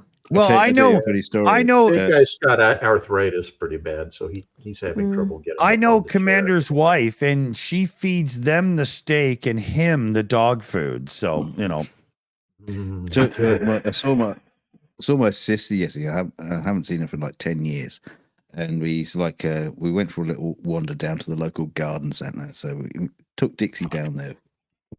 Nice little walk for us. Well, it's quite a long walk. The night they took old Dixie down. We were walking. She was hilarious. Dixie was just like wanted to go everywhere around the place, wandering around. She's blind and deaf and demented, but no, she just wanted to walk the whole bloody thing 1,000 times around. And there was a little old lady there that must have been about like 4,000 years old. And there's a grey-haired little lady, and she sees Dixie, and she comes over and goes, "Oh, look at you! Aren't you adorable? Aren't you lovely? I love you! I love you!" I just had to pick Dixie up to hold her, so that little old lady could stroke her. And Dixie was like, "I don't care, just get me out of here." And this little old lady, "Oh, I love you! I love you! I'm going to miss you! I'm going to miss you!" Oh, it was so sweet, but it's like I don't know who's more demented and blind. I think she was doing the LSD that we used to do. I mean, it's just, it was so funny though. We were walking back, and it started raining, and it started raining quite heavy. So like Dixie, I picked her up and cuddled her in, but the raindrops were hitting on her head, and she started crying because of the rain. I've never heard her before do that. It's like, oh, it's just like the rain hitting her head. Where's this coming from? I don't doing her Soho anymore. in the evening impression. So cute. Dixie's a sweetie. Everybody loves Dixie. Where's our little Dixie bouncy thing, Dick? I got that. Hold on here. It's the only way we get to see her. Yeah. Where's it here? 10 minutes later, when he finally finds the icon. Yeah, I can't even. Oh, sorry, I put you on the spot. Oh, there it Wrong is. one. Here we go. There's Dixie. I hit the wrong button. You know. Excuse me while I get a beer. Okay, there's Dixie. You know what I'm going to go and get? I'm going to get the SoCo. Got to be careful with the raccoon. The husk commuter's taken to chasing squirrels. Right? Occasionally at night, they'll hear something out and they'll run out and it's a raccoon and they'll tree him and keep him up there for hours. Well, on the Saturday show, you'll notice every now and then I do this. I bring Sergeant Buckchuck over and I go, rawr, rawr. and I do that because Yulia at Project Constantine there, her dog hates our raccoon and he literally starts barking at the TV. So when I found that out, I started doing the enlarged thing every now and then just to drive the dog nuts. And she sent in a video where he's like, it's really funny, man.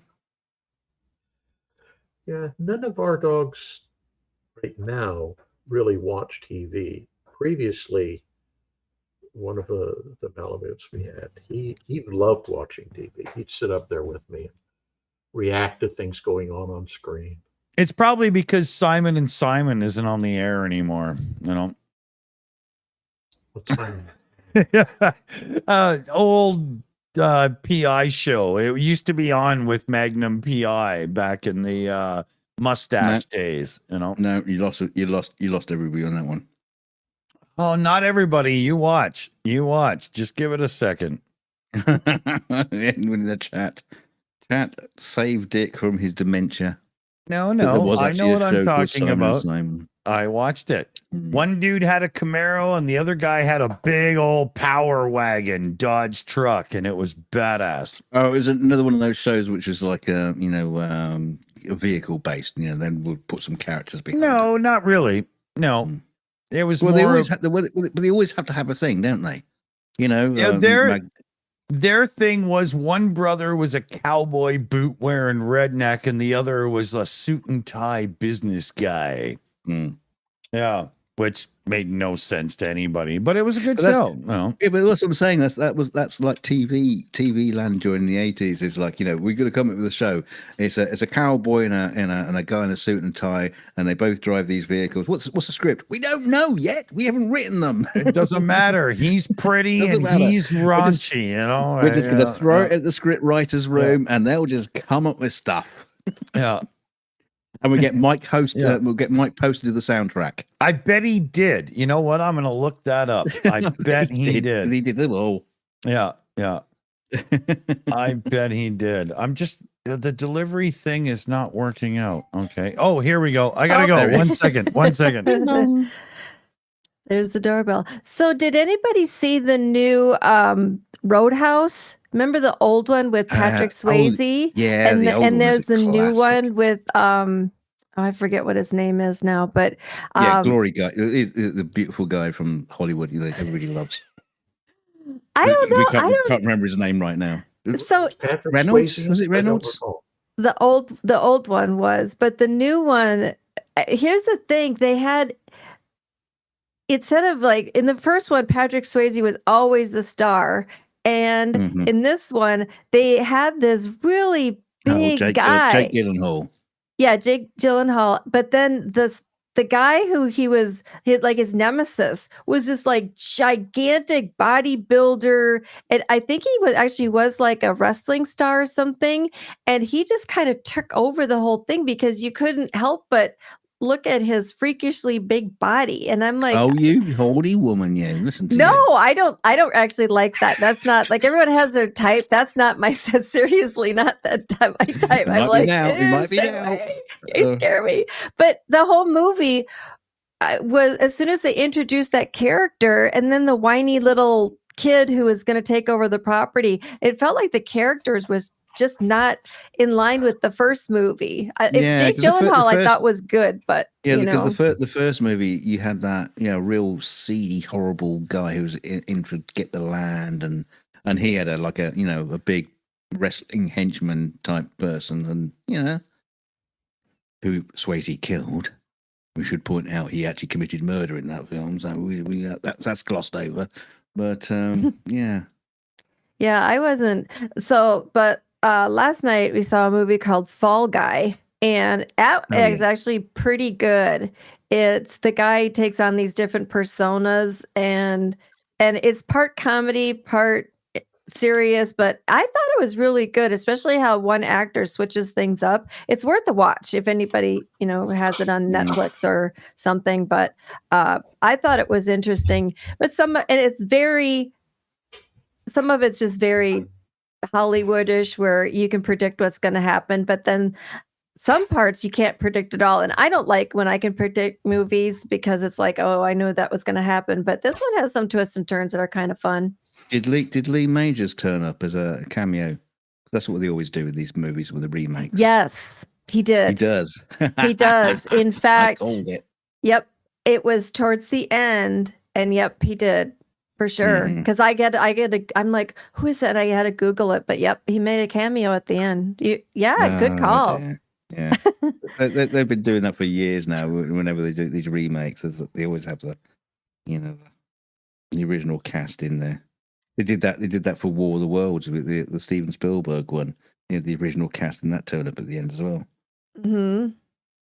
There was another remake that I saw an ad for, which I was surprised. I don't remember what it was now, but usually remakes are just not even close to, even though they try to get the essence of things. I'll try to think of it. There's a movie that the number 2's coming out. Oh, Titanic 2. Oh, no. Yes. And I'm like, how are you going to do that? So, what's her name? The star, and obviously, Leonardo DiCaprio died. So what they do is they show there's something about Titanic 2's being made, and she goes and buys a ticket, and she goes on in this like flashbacks to all this stuff, and that's really all it is. And I think she maybe thinks she sees his ghost or something. I have no idea how they're going to do it, but I got a little like, how? I don't know, but I'll watch it, I'm sure, just because, the first Titanic I thought was good, but I don't know how they're going to do that when they killed off one of the main characters. Oh, shoot me now. It falls firmly into the category of I will wait until it hits television, and even then I may not watch it. Yeah. It's like the remake of the Poseidon Adventure, but this sequel. I mean, I can understand if they did like another story that happened on board the Titanic, and then they could reuse a lot of the footage that they shot from the original movie for the sinking and all that kind of stuff. But no. Yeah, it's a whole nother ship, but was there ever a second Titanic? I don't think there was. There was a sister ship, and I can't, for the life of me, I can't remember. There were actually 3 ships. Yeah. All built by the same manufacturer, same kind of class. Yeah. And my recollection is all 3 of them met unfortunate ends. Yeah, not exactly. Related to running into icebergs, but just had things happen to them that were not good.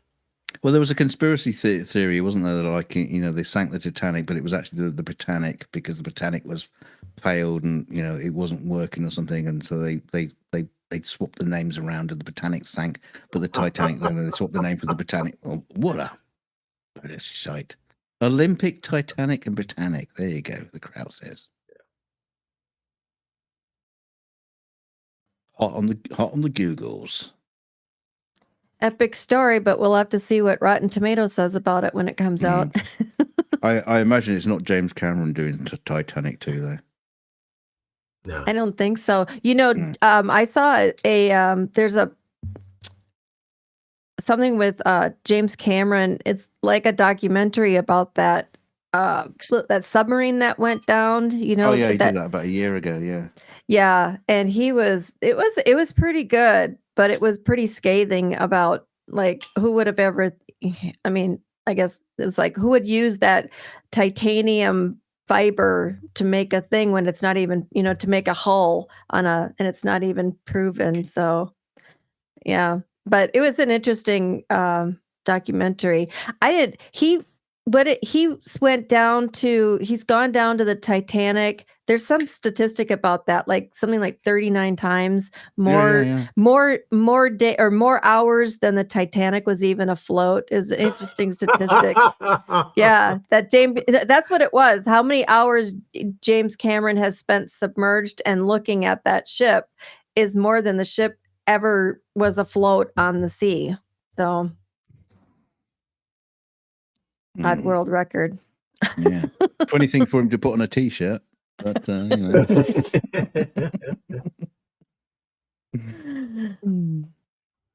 I think there are a number of other, if you want to make a movie about some sort of disaster at sea, there are plenty of other good options. Dredging up Titanic another time. It's kind of Poseidon Adventure. Repetitively redundant.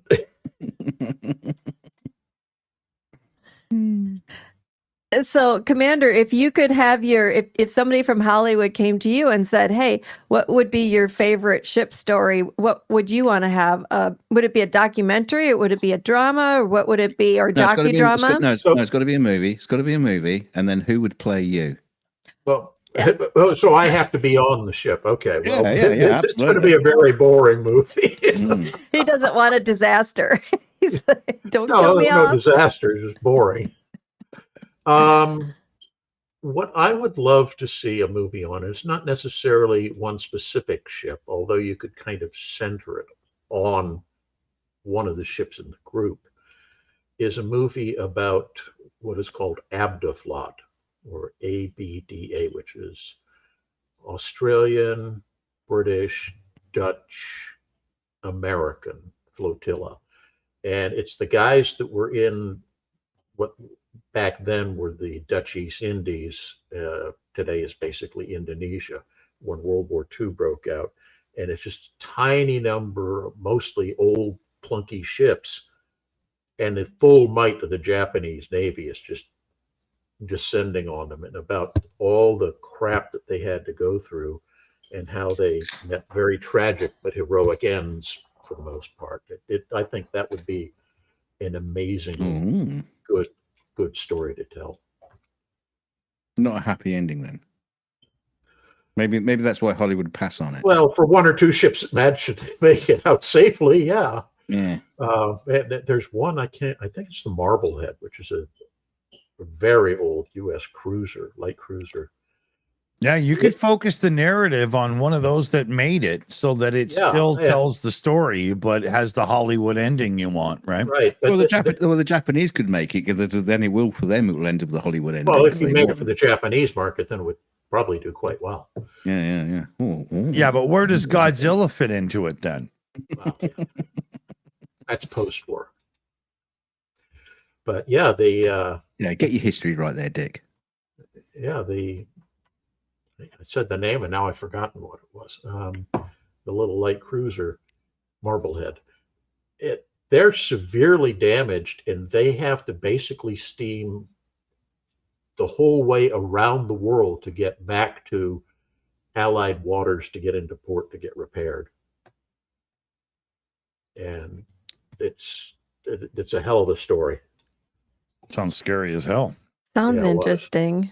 Yeah, they're down to one barely functioning boiler, putting at 5 knots around the world. It's pretty cool. Now, if I was in on making that movie, I would have to have a big old kaiju fight. Little known fact. Love the kaiju movies. And I'm not so much into a lot of other monster movies like that, but something about kaiju movies, I just love it. So my movie would have to have a kaiju in it. I'll say this. I've never been much for the big Godzilla movies, but they're trying to make a monster verse out of it thing. I watched 1 or 2 of the movies. Not bad, pretty good. But there was a TV show, Monarch, Legacy of Monsters, and it does this generational spanning of the story from back in the early to now, and it was fantastic to watch. Absolutely amazing. And so when the newest Godzilla and Kong movies have come out, which is the universe this TV show's in, now I'm right into it because of the TV show. Oh, it was so good. Can't recommend it enough. Awesome. Cool. LWD Farm says, is there a happy movie about a boat? Are there any happy boat movies, or they most of them end up in as The a Love tragedy? Well, No. Tragedies tend to attract the attention, but there are plenty of movies where, there are heroic things done. The Great Outdoors with John Candy and Dan Aykroyd. The boat sucked my wake. That was a heroic boat. Well, somebody cited Sink the Bismarck, and arguably what the British ships do, with the exception of the Hood, that's pretty happy ending-ish. It wasn't very happy for Bismarck. Well, at the end, yeah. Yeah, I mean, there's a lot of interesting things that can be done, but I suspect for the most part, you're going to focus on the disasters because they make for such emotional. There's a classic Canadian rock song by the band The Tragically Hip called Nautical Disaster, and it's the true story of a boat that sinks, and the top crew don't give a rat's ass about anybody else way back when story, right? So they save themselves and leave everybody behind, and horrific story, but a great rock and roll tune.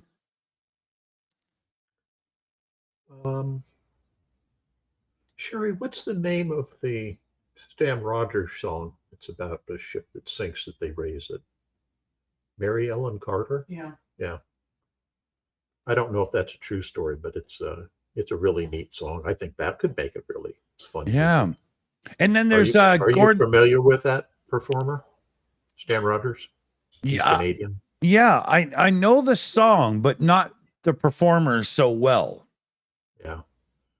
Yeah, and the song is the ship sinks in the storm, and the company basically writes it off and says, we'll get the insurance. And the crew love the ship and decide, you know what we're going to do? We're going to raise her and make it a private going concern, because once it's been written off, nobody owns it. So they do that. Right. I think that would make a fascinating story. Isn't there a good Gordon Lightfoot, the Fitzgerald, right? That's a great song. Edmund Fitzgerald on Lake Gitchagumi. Yeah. I think that's a true story, actually. Yeah, it is. It's on Lake Michigan. Or is it Lake Michigan or Lake Superior? It's Ohio, yeah. Athens Queen. But I'm not sure with Lake Gitchagumi, but I think that was a Indian name for one of the Great Lakes up there. Yeah. Yeah, I remember when that song came out. It was I think it's pretty Michigan. kind of chilling. Yep. Yeah. Mm-hmm. Well, guys, my dinner time clock is screaming at me, so I must obey him. While he gets growled at by a puppy. Well, if I eat too late, I end up with acid reflux, which I really don't want to do because I have to get up very early tomorrow morning. Oh. Yeah. Well, thanks for being here. And everybody who's still with us in the chat, remember next Sunday, I get Commander all to myself on a stream. Yeah. So get your questions ready. That's because that's what everybody loves Commander, and everybody wants you to answer their questions. So this is going to be their opportunity to, we'll tell some stories because Everybody get your pants on your head. Yeah. Commander, let's do the basement setup this week and get you all sorted for that. Yeah, I'm being nudged by somebody. And you remember our conversation. I need the information so I can send that. And you're not allowed to say no anymore. I won. You lost. I'm sorry. The audio's glitching up. I can't hear you right now. No. I won. You lost. That's it. No speaking English. Yeah. How the hell did we get to Soho? All right, take it easy, buddy. I'll get with you this week. Bon Commander's off the appetit. deck. Give her the info. It's not happening. Okay, do it.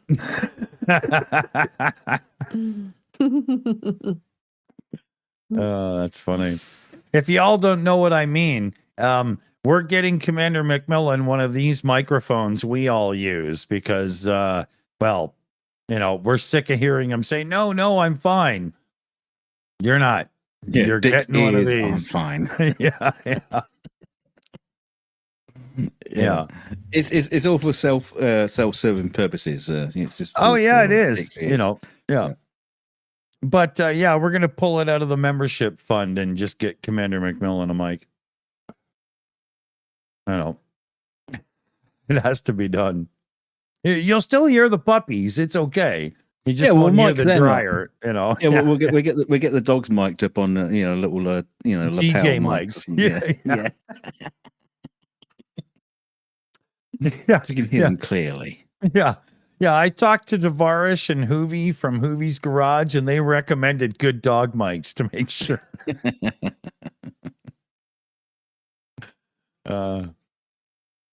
So I still have a bit of time. We're not in a super rush because I ordered a feast for my son. He's 6'1", and he could literally eat an ox. Not like an ox, but he could just eat one, right? So I ordered one leg. Yeah. I ordered him 7 pizzas, 24 cheeseburgers, and a bucket full of chicken. It should be all right for a while. What's your monthly food bill? You wouldn't want to know. I bet it's a lot. Because he won't eat like kids eat craft dinner, not mine. I have to make a home-baked mac and cheese, right? I can't go and buy like frozen burgers and something because he'll just look at it like it's alien food, right? Everything has to be proper made because his grandmother, it does the same thing. His mother takes him to McDonald's all the time and it's fine. But he goes, Father, is this lobster frozen? Yeah. I've not seen prawns this. Fresh? Yeah, I've not seen a prawn this small before, Father. Is this okay to eat? Right? Yeah. How many truffles have we got? Yeah. But I mean, it's not always like the highest end things or whatever. But I'm like every morning I make a homemade waffle and sausages for him. Like we don't just have sugar cereal and go. It's not going to happen. I don't eat that way. I'm not doing it. We don't have Pop-Tarts. My son doesn't even drink like soda pop and stuff. It's water or milk. That's the only things. Can't hear you. It's funny. Is that me? Is it my problem? No, it's me. I was muted for you. It's all for you. Yeah. No, I remember you said that he has to have that milk from a special store. He only likes one kind of milk.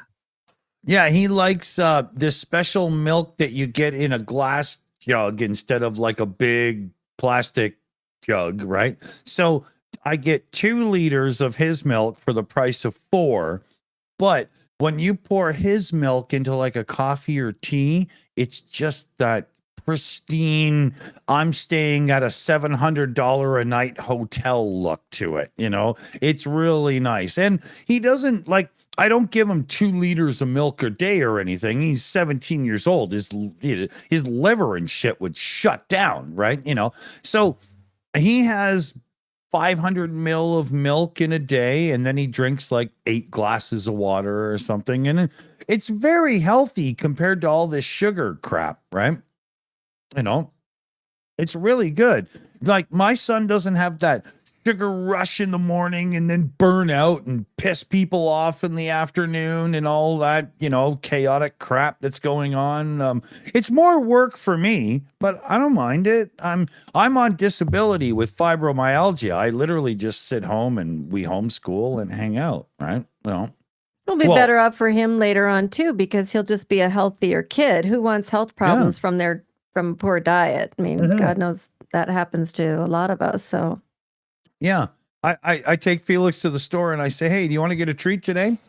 And he's as likely to pick an apple or an orange or something. And he'll literally pick one apple and he'll make sure he gets the one he wants. I mean, I'll buy 5, right?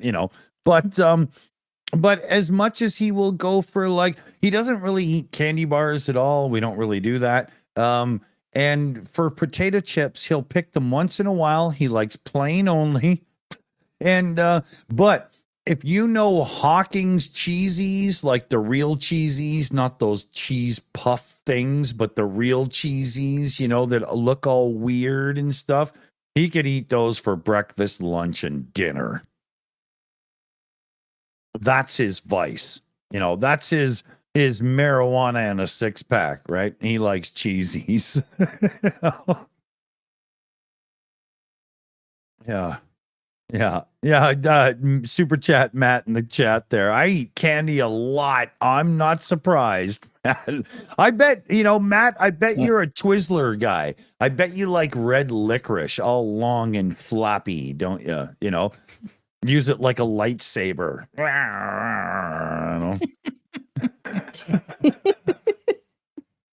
That just sounded wrong. Yeah. It's just candy, but something went wrong there. Yeah, but only for some of us. Let's not do translations. Yeah. But yeah, Matt said, yep. I knew Twizzlers would be a thing on his list. I remember being a kid, I thought red licorice was the taste of licorice. And then one time I had black licorice and I spit that shit out like a missile being shot from something. And then I don't know what red licorice is actually taste flavor of. It's just it's not licorice, is it? It's artificial, like cherry and garbage. Yeah. Is it like an aniseed thing instead of licorice? No, it's not. No. Anise is more like the black licorice, but I was the same way.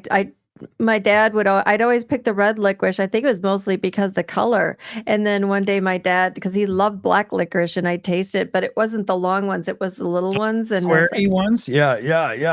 It's a kind of like a milk and dark chocolate sort of thing going on there with the licorice, because it's weird. I because I kind of grew up with it, so I'm used to it. So then one day when you're older, somebody sits you down and says, "Hey, you want to have a shot?" Because you're at the bar, and they get you ouzo, and you do a shot, and it's liquid licorice, and you want to spit it across the room. Yeah, I don't mind ouzo at all. Oh, for me, it tastes like chemical. Oh, yeah. It makes Jägermeister taste like single malt scotch, man. It's just. You see, the thing is, in Greece, where they drink it properly as like an aperitif, they mix it with water. So then it just goes like cloudy. Then it just like spunk. I thought you were going to say they drink it properly. You're supposed to smash a dish before you fucking shoot it down.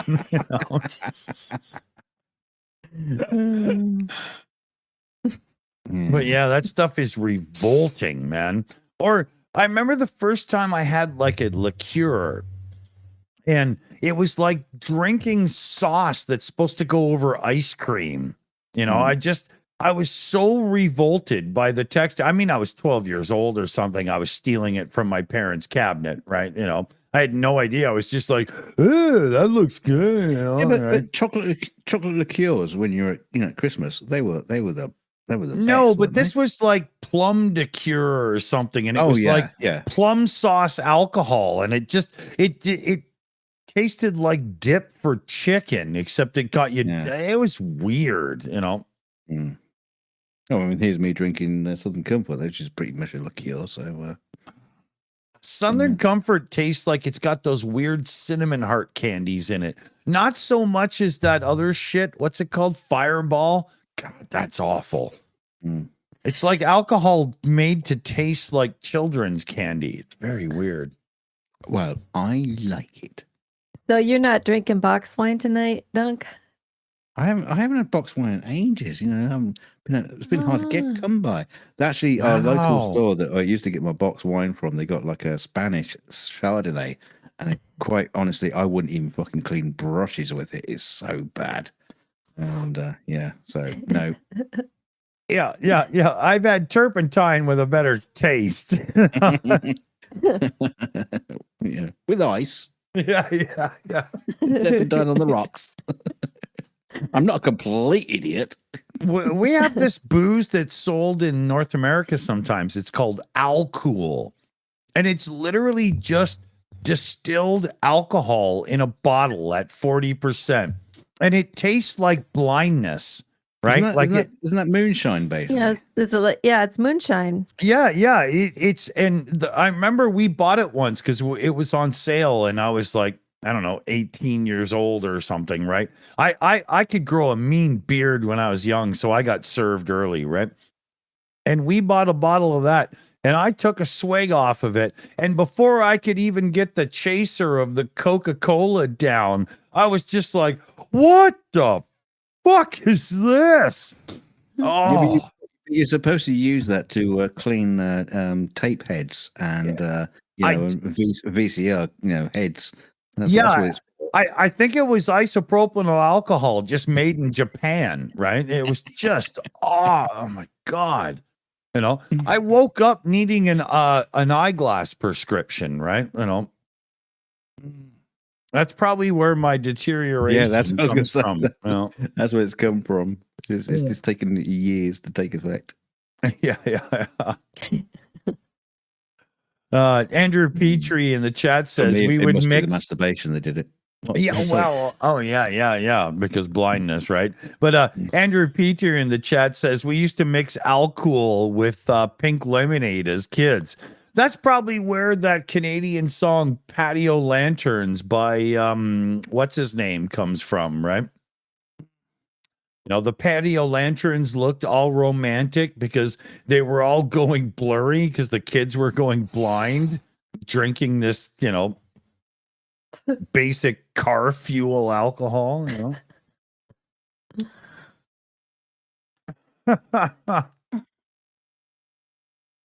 Oh, the memories. Am I taking you down memory lane? Are you taking me down a lane? Yeah.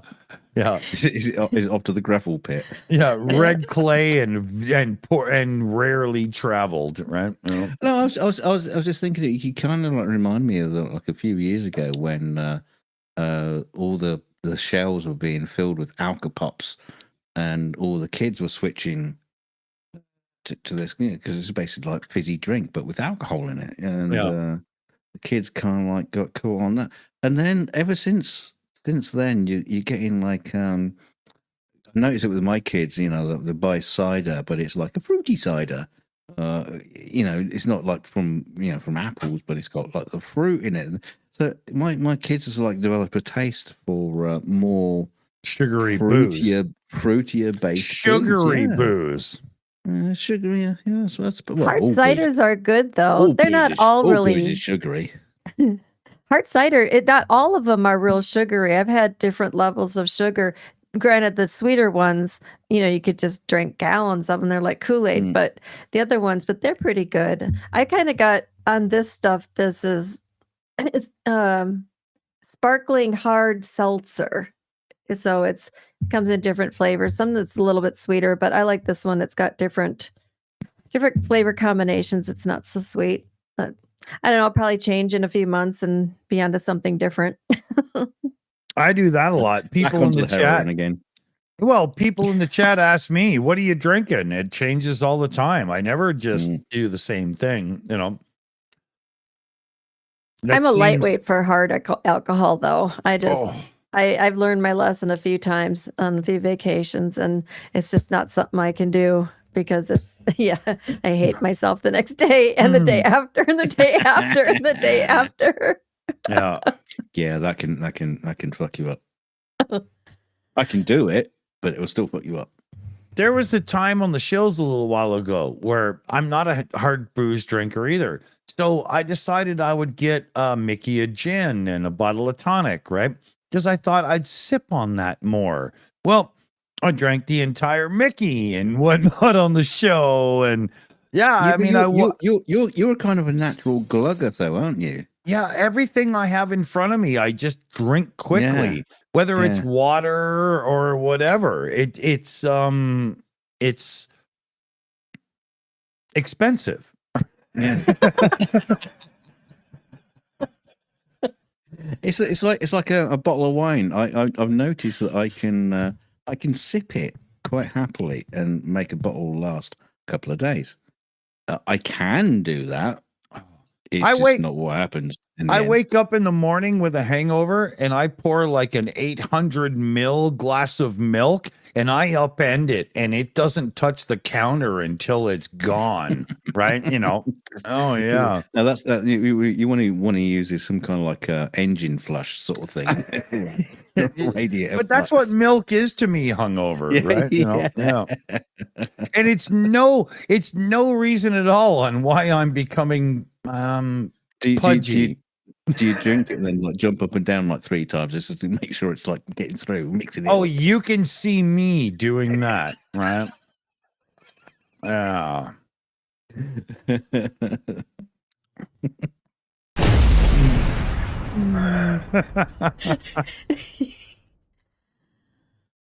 Not likely.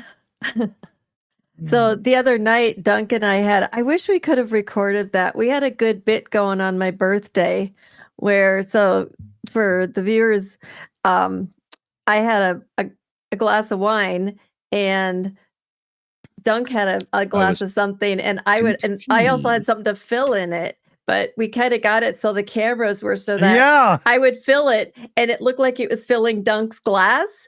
And then you actually filled it on the side and you're like, cheers. But it was cool because it was like remote filling of, we have to. If only we had recorded that, right? Yeah, we have to do so. We should do a video like that where we're filling each other's glasses and then making a toast or something. Yeah. It's not that easy to do because you've got to get the glass next to the camera and then somebody can't everything's show their glass and reversed and you're trying to line it up and you're like, okay, but that's to my right, so I gotta go this. So like it's But it was fun though. We got it. We did get it.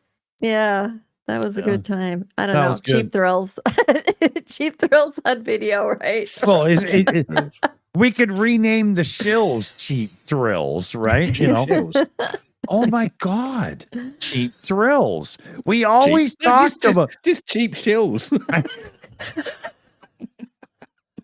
We've always talked about the fact that the Shills name doesn't make sense anymore because the name comes from the fact that we were doing flat earth debunking and they used to call people that, you know, called them out for being flat earthers paid shills. So we named the channel The Shills. And in this day and age, people do ask still, why do you call yourself that? You know, so we always. Well, the answer to that is, why the fuck not?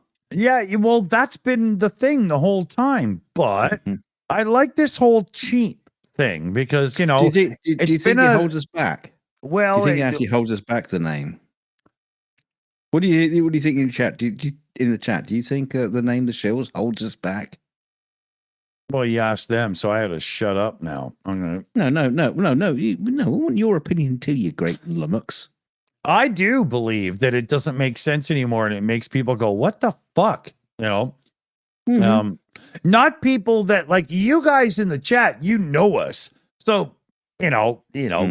Right. We have been talking about this subject for about what 2 or 3 years. Yeah. Whether or not we should stick with it, and we've always gone like, just stick with it, you know, because you know, if we change our name, nobody will watch our fucking videos anymore because I won't know. We were this close to using a nullus enormous, but I didn't really prove well. Yeah.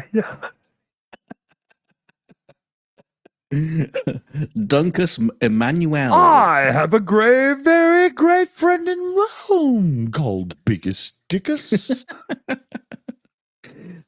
We could just call our channel I'm Not Quite Dead. I'm feeling a bit better. You're not fooling anyone, you know. Actually, I'm Not Quite Dead will probably be a good name for our channel. For the people that's on it.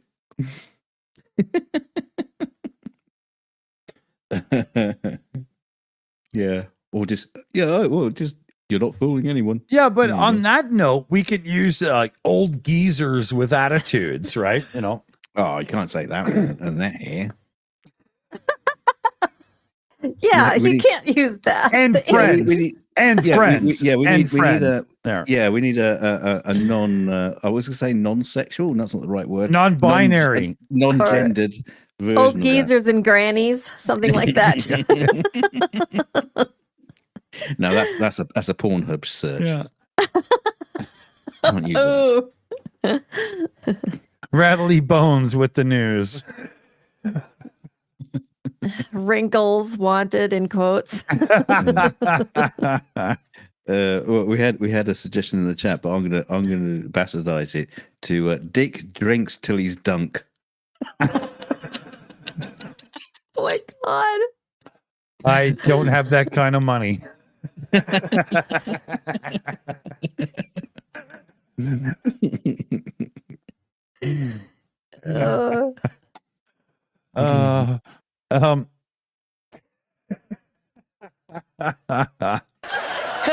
it be? Oh, now that's a name for a channel.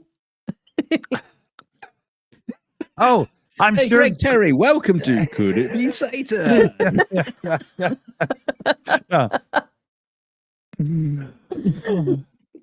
Oh, my cheeks hurt.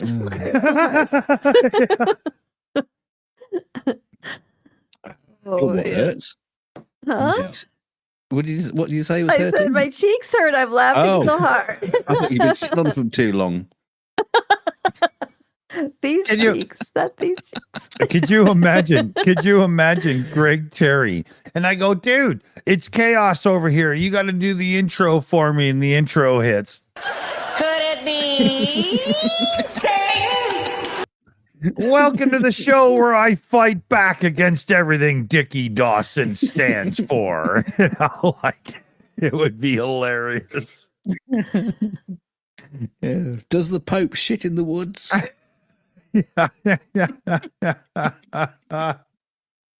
Only when the chairman isn't watching. The chairman? Is that what you call God? There's a movie. They refer to God as the chairman, and they're the people that are supposed to put you back on the right track in life. And it's Jason Bourne, or the Martian, however you want to refer to him, and some chick. Matt Damon. Yeah, Damon and Blunt, Emily Blunt, and they're in a movie where they keep bouncing into each other, and they really like each other, but their lives would be better without them, according to the plan of the chairman. And they fight against it all and win in the end. It's very Hollywood, but it's actually a pretty good movie. I love Emily Blunt. She can do both comedy and serious. I really liked her as an actress. Matt Damon's great. Well, in this movie, she plays the perfect woman to be, I just have to know you again, and I can't forget you, and now I've seen you again. Like, it's really well done. I can't remember the name of the movie, but it's really good. You know, it's kind of like Monsters Inc., where they can go through doors to go places. I remember that. It's been a long time. I haven't sliding doors. Yeah, I think it's a little Japanese, and they're all like paper thin. One last wafer, sir. Are you talking about the Adjustment Bureau where they're time traveling, they're not supposed to meet, and the time traveler, like, cops keep interfering and changing this, and then finally they beat the system, and that was a really good movie. Yeah, they keep alluding to the fact that they keep alluding to the fact that they're angels, but they won't really say it and stuff, and they keep referring to the chairman, and well, that's what we call him. Right, but it's God. right? It's God's plan. It was a great movie. It was awesome. Yeah, I forgot about that. That was 2011. Wow, that's a long time ago. Didn't seem that long ago, but yeah, it's still relevant. That would be good for a movie night. Yeah. Yeah. That would be a really good one. Another one was what's his name? The musician that transitioned to acting. He did a movie called In Time. And the movie was at the age of 21 or something like that, you stop aging, but you only live for another year unless you can buy time. So him and his mom were always trading time back and forth, and he goes on this big, Justin Timberlake. Yep, That's Justin it, Jessica. Timberlake. Yeah. And it's in their wrist, their time, and they have to keep going like this on the little things. And then rich people have tons of time. Yeah. And then they went and they stole time from a time bank. Yeah. So that was a really good movie. Yeah, let's not give the plot out too much, but it's totally worth watching. That's one of those movies where you wish you could watch it for the first time again, because rewatching it sucks, because what's good. It's like that Michael Douglas movie, The Game, from the 1990s. That movie is so amazing the first time you watch it, but try to rewatch it and you're like, fuck. The crowd is calling it Logan's Run 2. That's a good call, actually. Not bad. Not bad call. It's not bad. Very Logan's-y runny. Just less naked. Yeah. That's a good call.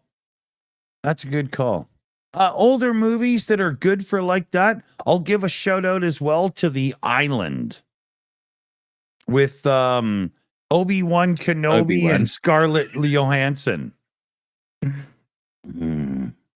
Hello there. Yeah, that was a really good movie. I remember the first time I watched it, I had no idea what was going on until, the clues are laid out for you, right? And it's got Sean Bean in it, so he dies, right? I think Sean Bean has to die in everything, right? Yeah. If he's not dead in the first act, he doesn't want to do it. Exactly. Yeah. I want the paycheck and get the fuck out of here by Monday afternoon. You know what? Yeah. But with the popularity of Game of Thrones, did he look back and go, "Shit, I should have gone to at least season 3"? Yeah. He probably looked at it and thought, this is never going to go anywhere. Yeah. They can't keep this budget up. This will never work, right? Yeah. Yeah. Ginny in the chat. Sean Bean is required to die in every movie. I do believe that Lord God Almighty puts it into his contract each time, right? I'm trying to think of one where he makes it to the end. The only thing I can think of is the series Sharp. And he got through all of them. I never seen it. It's all just like Napoleonic War stuff. Oh, that's why I didn't see it. Okay. Yeah. That's good stuff. Did you guys see that? I think they're making a Peaky Blinders movie now. The same. I've never seen the show. The show's good. I watched it after the fact, but yeah, they're the same guy and everything. But it's just going to be in movie form now. It should be interesting. Cillian Murphy. Yep. Mm-hmm. He's here. The Batman. He'd be an interesting guy to meet. He's a creepy guy. Yeah, I was going to say he'd be interesting to meet in real life. I guess he's like super private. Intense. Yeah. It would be like meeting. He was in 28 Days Later, the original movie. I think it was the first breakout movie for him. Is that him in that one? Yeah. The guy who wakes up and finds that London's devoid. Yeah, with the little nerdy looking guy with the glasses directed it. He was a guest on Top Gear. Yeah, he was a guest on Top Gear, and it was a really I'm trying to remember boring his name. interview because the guy it was like, "Oh, sorry, you wanted me to be entertaining? I don't do that. I do that with my films, you know." Yeah. Well, sometimes. Yeah, Trying to remember who it was now. It's a big name. yeah. Big director, but I just can't think of who it was now. Yeah, he was I boring. don't have my IMDb open. Just like constantly search this stuff. I'm watching the live chat because everybody always gets this stuff for us. I don't even have to bother. Someone will Google it for us. Yeah. Not that it matters. No, it's not like we got him on. Yeah, he's waiting in the green room, waiting for the moment to come in. Yeah. Well, he was, but the audience didn't take to his name, so I told him to go home. You know. Couldn't remember who. Sorry, Lawrence Olivier. No one can remember your name. So exactly. Yeah. Can you tell Francis, Mr. Coppola, that we won't be needing him either? Okay. Yeah. Somebody called George Lucas. Yeah. I personally, I don't like a full beard, so we won't be having you on. Okay. No. Not any women, anyway. Yeah. Where's that ex-wife of yours that edited the first good movies? We'll have her on. What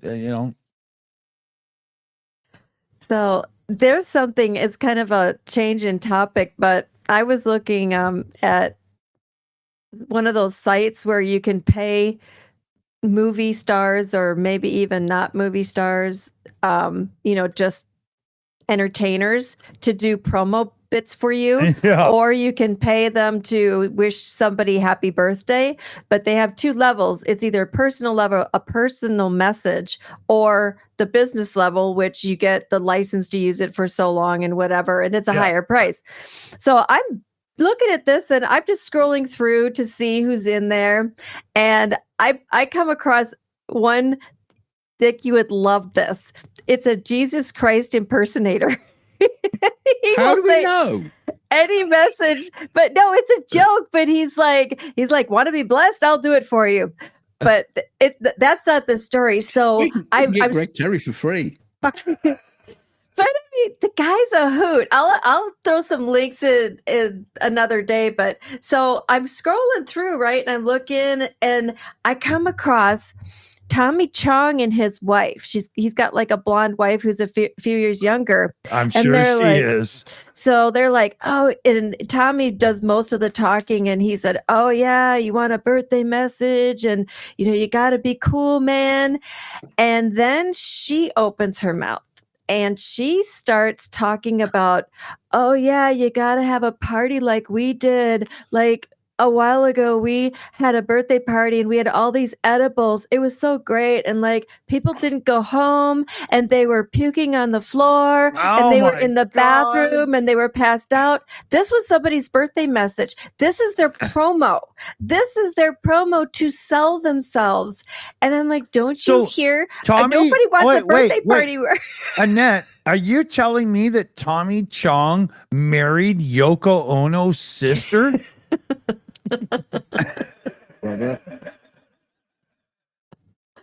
I don't know who the chick is, but she doesn't obviously know what she's. I'll find it. I think I might have threw myself the link just to remember. It is the most atrocious. If we could get away with it, we have to show it on a stream. It sounds like an Eddie Murphy song. My girl wants to party all the time, party all the time, party all the time. Well, you guys remember that one? If you throw him $100, he'll do it for the channel. Well, I'm thinking, but the whole thing where she keeps saying, well, you want a birthday party like ours where everyone's puking and falling, and passed out on the floor. And I'm like, no. Yeah. My son is 12. Yeah. I want my people alive. You sick bitch. My son is 12 years old. I don't want them puking on the floor. What is wrong with you? I knew this guy had a guitar based YouTube channel, and he used to boast that he had, he was connected with all these porn stars and stuff like that. and he'd get these videos up, introducing his channel. Well, these hot chicks, what do you mean guitar? And it got found out that he didn't know any of them. He was just finding them on Fiverr and getting them to record videos. But it's an interesting thing. We could get Hollywood stars to send them 100 quid. Here you go. You can do an intro for the Shills. Except at that point, we'll have to stick. We'll have to stick with the Shills because no, you can't. we would do that. We would do that. We would get them. I'm out of breath. We get them to do that, and it'd be like, come to the Shills and watch the Shills, and then we'd have to stick with the Shills. Otherwise, if we change the name, it would be welcome to the Shills. And dub it in. Yeah, or God forbid we have to spend another $50. Can you phone this one in? Isn't there a slight alteration? Oh my God. Yeah. Trust me, we will never ever do that. Well, you know what?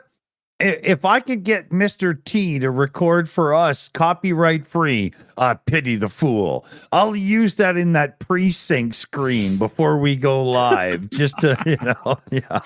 Sorry to steal it. Yeah. Yeah. Well, we stole R2D2 in a few. Why not? Right. Oh.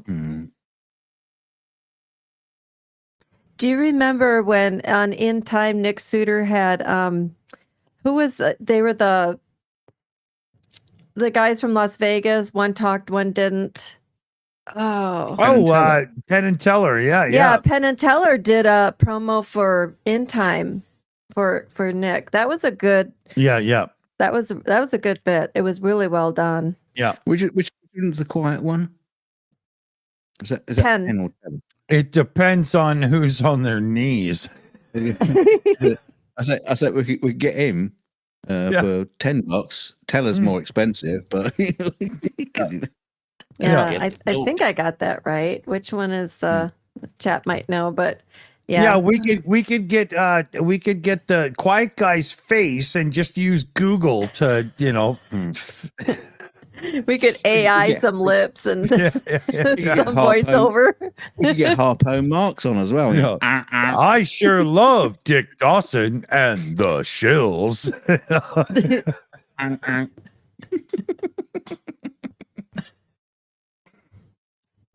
Yeah. No. I think what would be fun though is I was looking at that software where you can sing or talk into it, and it'd be any voice you want, and any style of music to make different music. That would be fun to do some bits with, just to see. Oh, we got an expert on that in the chat. Old Super Chat Matt's here, and he's done some of that stuff. Oh yeah, he's done it to some of our stuff. Oh, Matt sometimes clips some of our best stuff. It's actually kind of funny to go back and look and go, okay, yeah, that was a good moment. Oh, Shayna actually correct. She's got it right. Penn presents and Teller doesn't talk. I had it backwards. She got it right. Teller doesn't talk. That makes total sense. Yeah. Well, it's a good way to remember it. Yep. Yeah. Except not. It's more confusing that way, right?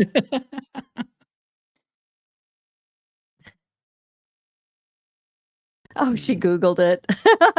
She's learning. She knows. She's like, I learned from Annette. So yeah, just say the short one. The fat one talks. Yeah, the short one doesn't.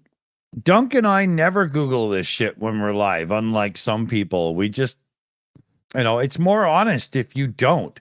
You don't want to sit there and Google something first and read Wikipedia to people. That's not a conversation, But what the thing is, we Google for you. Like your team Googles to give you guys background stuff. So she's yeah.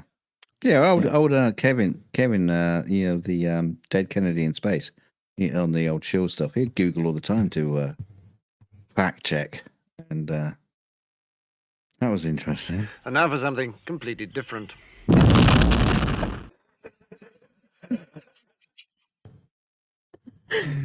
I'm just saying. I'm just saying. Did I do a no? It's all right. He's not watching. Oh. Yeah, well, I'm sure he's not. This isn't Pornhub, so We can make it. No, we turned off the under desk cams tonight. Please keep it PG-13. Yeah, but that's a floating metric at this point in life, right? No fun either. Oh. What do we got here? Okay. I got hour. I got an hour. Oh, I don't know if I have an hour. Jesus, I've got a lot to do tomorrow. Yeah, well, I'm saying I'm saying tops. I'm saying tops, right? Dunk, I'll have to leave you because I'll never make it another hour. Oh. I've got stuff I gotta. Tomorrow's a long day. But yeah, I hate to say it, Dick. I got, I'm gonna have to kick him with work tomorrow, but yeah, no, I'm saying tops. I got an hour tops because Felix and I are doing movie night after still, right? You're lucky because you're in that time zone that's earlier than all of us. Oh, that's lucky. That's really great. Yeah. You go live at 4 p.m., you have a couple of beers, and you're literally obliterated. And, it's great luck. It's awesome. Not so sure on that. Not so sure on that. Oh, it's breakfast time. Time to do a stream. Yeah. I start with the breakfast beer. Well, the new Sunday show is 10 a.m. for me. I wake up at 7, hungover, right? And I have 3 hours to shake it off and get it ready. But the only saving grace is I don't have to be on that show, right? I introduce myself. Hey, I'm Dick Dawson. I'll be producing and blah, blah. Oh, you're not on the show? No, that's why my camera's not on. Is that the saving grace for the viewers or you? Oh, it's everyone, dude. We're all in this together, Yeah. Yeah, but CF has to shake it off too. She's always pissed out of her. Yeah, but it's 1 p.m. for her. Or no, noon. It's noon. Yeah, it's noon for me. Yeah. But I'm not a morning person. She's got to kick the toy boys out of the house. Right. Yeah, my garden is trimmed. Would you leave now? Okay. I wish my social life was like that. No such luck. Quick swig of gin. Right, I'm ready to go. Yeah. Oh, my social life is even worse. In my area, I'm all surrounded by single moms that just go, "Oh, but you're a good parent. You'd be a great parent to my child." Yeah, no, I'm busy enough as it is. Yeah, just everybody just like falls in love with you. Don't do that. Don't do that. Love at first sight. Oh, Dick, you're so lovely. Yeah. I don't know about that, but it's the fathering thing, right? It's the parenting thing, And it's not like I have time to do it for somebody. Mine takes a lot, right? It's not gonna, So yeah, but the thing is, you're really good and sweet with other people's kids, and in your your block. Your compound. Complex. Yeah. Complex. Yeah. I always make it sound like a concentration camp. My cell block, right? Or a compound with his 14 wives. But most of the kids come to me to fix their bikes and their scooters. You're the only one who knows how. Yeah, exactly. Right. If they have got fathers, they're just like, waste of spaces and don't know what they're doing. Well, there's a lot of single moms in my area, and I don't mean to say that moms can't fix bikes, but for the most part, drink spikes. Yeah, no, but for the most part, you all don't grow up with but the crank must just need lubricating and stuff. Like that's just not natural, right? Where I got that, Yeah, there's only one crank they want lubricated. Stop it.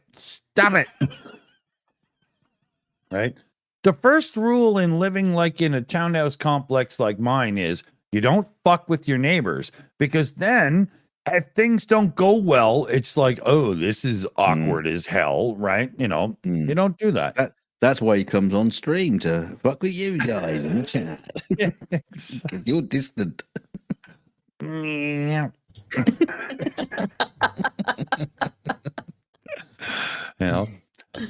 Dawson near, Dawson far.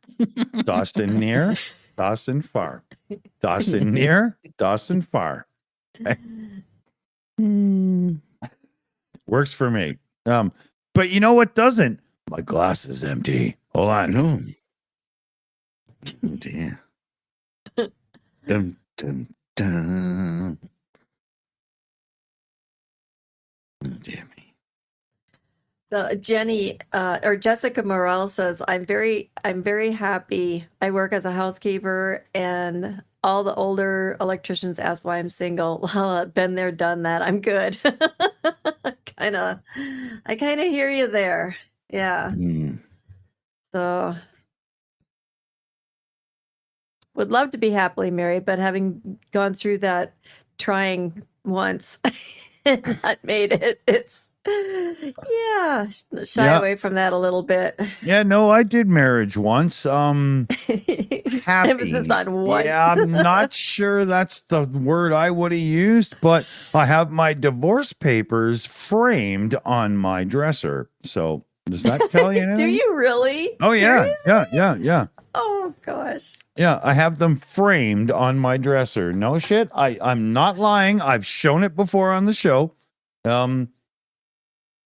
I believe you. That was the thing I mentioned talked about with my daughter the other day.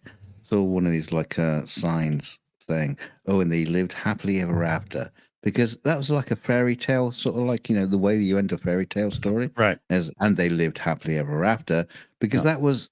But it's not a thing a sign you put up in your house, because it implies you went through torture and hell. Because that's the whole point of the fairy tale, is they go through hell and then they fall in love and lived happily ever after. If you put that up in your house as one of those little plaques, that implies you went through fucking hell to get there. Happily ever after. Or you're jinxed and doomed. So either one. Oh, that's funny. We had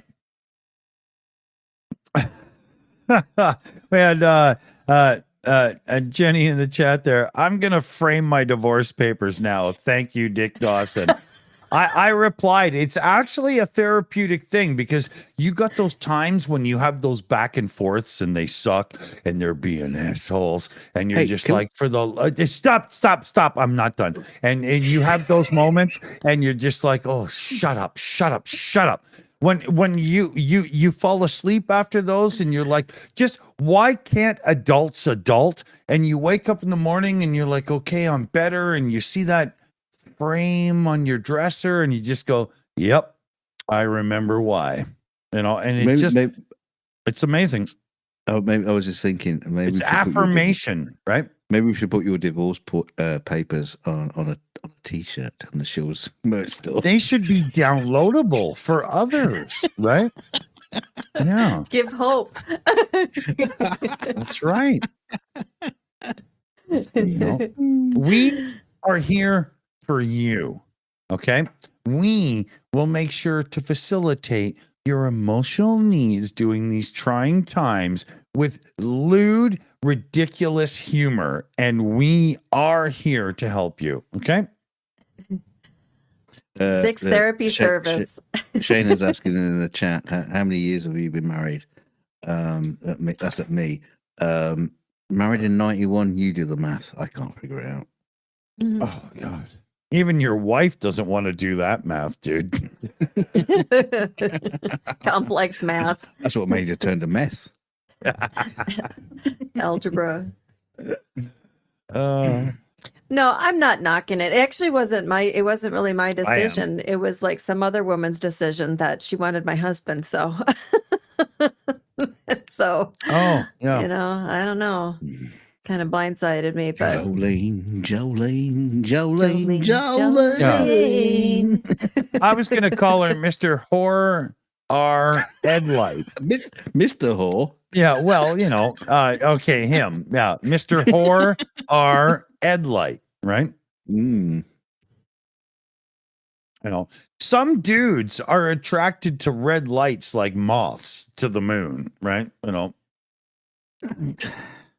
Time for me. If you're going to keep going, I'm going to have to go and get another fucking bloody bottle. Hang on, I'll be back. Alcohol is the only answer, my friend. Tell me that in the morning. You've known me long enough. There's no escape, right? So,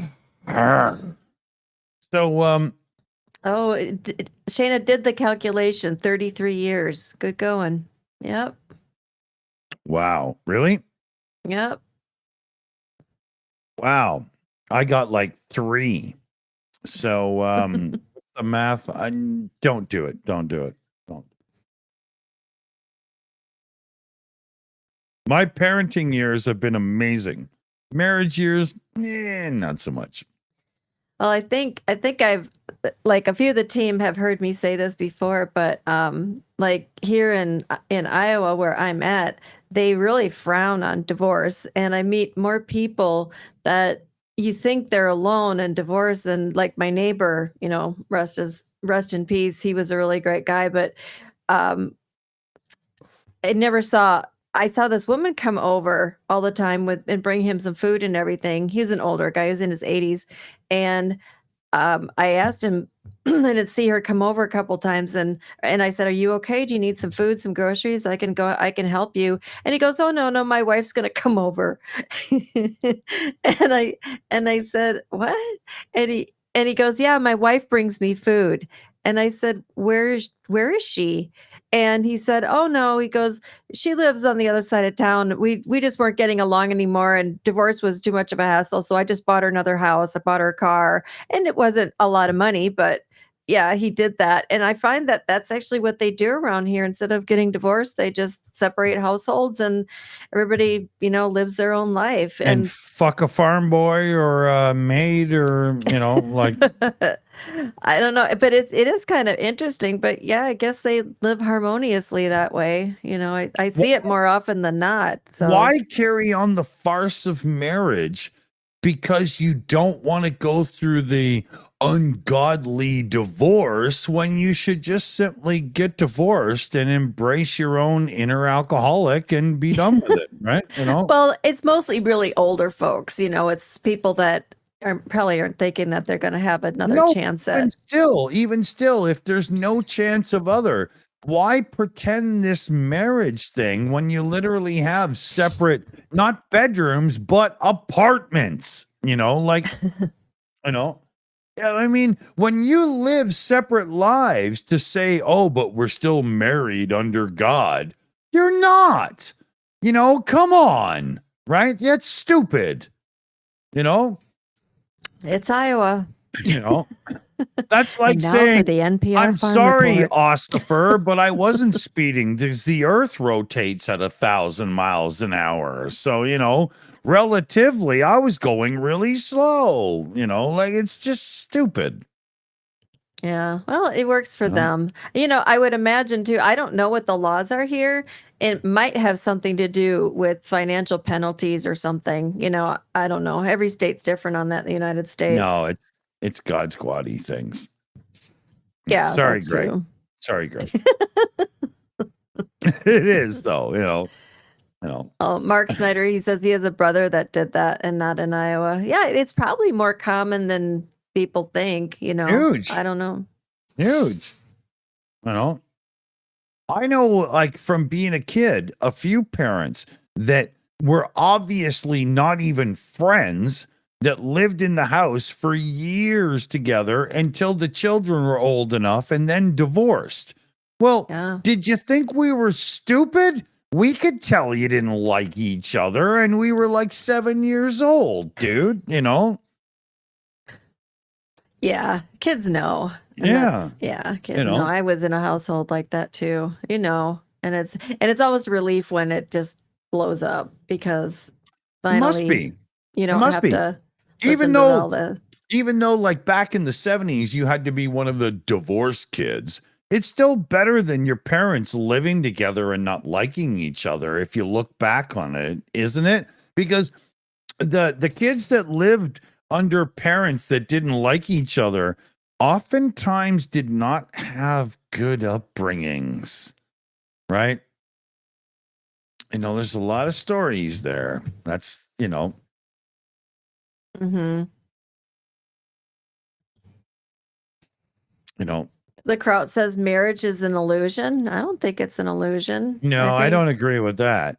I think for the people that can do it, it's really real. I really do. I know a lot of people that, well, Kraut's one of them. He's happily married for a long time. And yeah, I know There's people that are really happily married, you know, you God bless you've them. That's you great. you have to be that person that realizes that sure, nothing is going to be perfect all the time, and it's going to actually take work, but it takes work from both sides. And in this day and age, there's so many people that are into instant gratification and stuff that it's starting to look a little bit dim, but I don't believe it's dead yet. Do you know my wife watches a lot of these like wedding show type things. You know, like it's all about the wedding dress. What do they call that show? You know, when it's all about picking the wedding dress and all that kind of stuff. Or it's like weddings, and you just see the woman is all about my day, and you can just tell as soon as you see that kind of stuff, that wedding is not going to last, Right. because It's going to have to be more about me after and after and it's all about the size of my engagement ring and the Oh, wedding ring. say yes to the dress. Yes, That, yes, the dress. Yeah, Yeah, that sort of that's stuff. toxic. That's toxic. But when you see those kind of attitudes with people, you think you're not getting married for the right reasons. You're just doing it to. It's all about me. Yeah. I want my day in the sun, right? You know. Yeah, exactly. And as soon as you see that sort of stuff, you think, that's doomed. That's doomed. Yeah. Especially when you hear these stories of people that go, well, you know, we did have a list of acceptable gifts and that's not worthy, so you can't come anymore. And all of this horrific crap that eventually makes the news from these people that think, well, getting married was a ticket to getting rich, and then we could just divorce a year later and we'd be fine, right?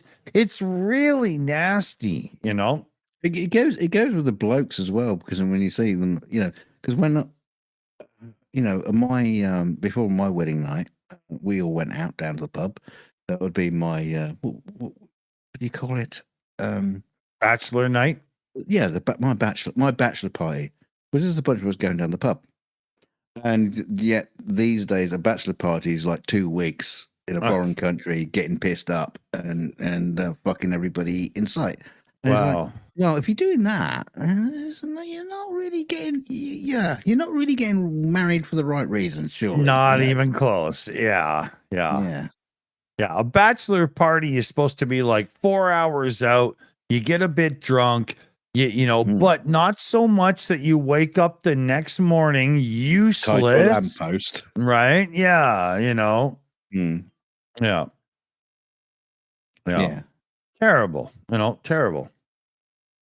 I didn't have anything because we had a horrible snowstorm around the time. That should have been an omen.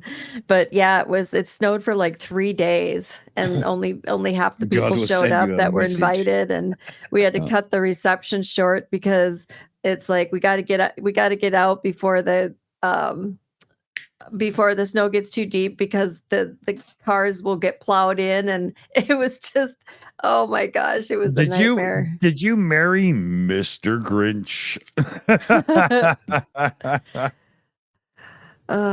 Yeah. My mindset back then was, yep. All of us. I got married in my 30s and I fucked it up. So, well, small head prevail. You're thinking with the wrong head.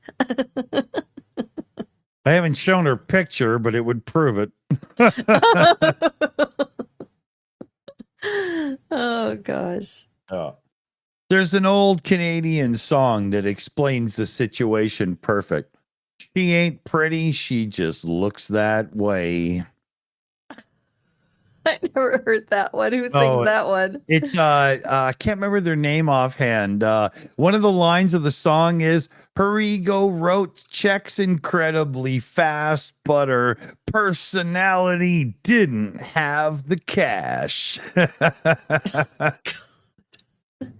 It's a really good song. The Northern Pikes, I think they were. Yeah, I think it's the Northern Pikes. But it's a really good song. No, it's not the odds, Petrie. It's not the odds. It's not the odds.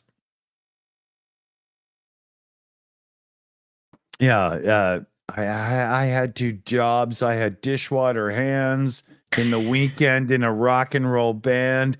One night in my hometown bar, in walked a woman who looked like a movie star.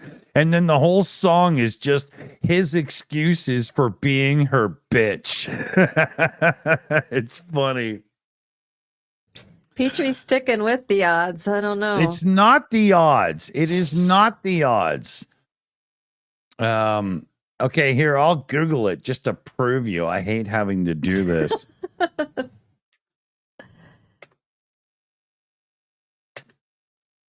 I hate typing on microphone. Sorry, everybody. We should have put it up as a poll. Dunk, should I be like Dick and listening to typing? Oh no! Stop! Can I just point out it's called "She Ain't Pretty" and it's by a band from Canada called, drumroll please, the Northern Pikes.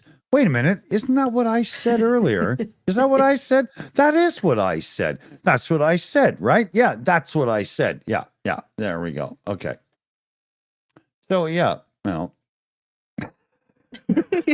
Shayna says something funny. I was almost 19 when I got married. My dad offered to block the door so I could run away. You have a great dad. That's funny. Run, honey, run. That would have been me, to be honest. PG says, "Okay, you win." Yeah, I do. Yeah, Andrew Petrie, Dunk will tell you, don't challenge me on music trivia from back in the old days. Don't do it. I hardly ever lose that game, but it's a really great tune. Well, he likes to think so. Yeah. Here, you know what? Why don't we play it for everybody and get ourselves in royal shit? You want to do that? No. Is it gonna get? It was right? Rhetorical. Fuck. We don't know. Like, you've done it before. You might just be there now. Yeah. Why do you even fucking ask? You know. Been there, done that. Okay. So this is gonna evolve. Just do whatever you want to do. You know, he says that like it's funny, but it's not, because I've already decided we're doing this, right? So here, wait a minute. You got a fan, Dick. Katie Pomelina says, "I hate Dunk." Really? No. So we have to tell We have to tell the chat if the screen goes black, we'll come back, because if it goes down, that's what happens. And that's usually my job. I'm right in there. We'll be back, folks. Just give it a couple minutes. You go black, you never go back. I just want you all to know that the pale skin redhead said that. It wasn't me.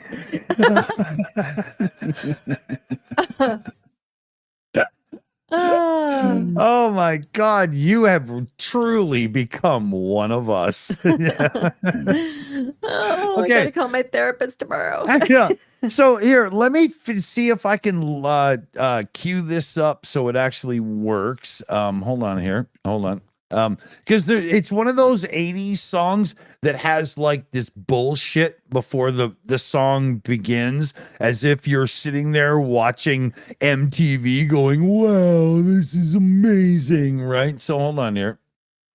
Hey, Caddy, you know what? You're welcome to be in the chat, and you're welcome to enjoy the show. I mean, we're all having fun here, and let's hang out on Sunday night, so enjoy it. Yeah. Okay, hold on. Okay, there we go. I got it. Okay. Now how do I do this so I don't hear it echoing in my head? There we go. Okay. And I go like this. Look at this. You'd swear to God I've done this before, but not so hammered. So we'll get through this. Okay. Here's the best song that ever called a woman beautiful and ugly as shit at the same time. Whoa! What the hell is going on there? Oh, right. Bad audio. I sped the speed up on the last video. Now I get it. Okay, hold on. Let's try this again.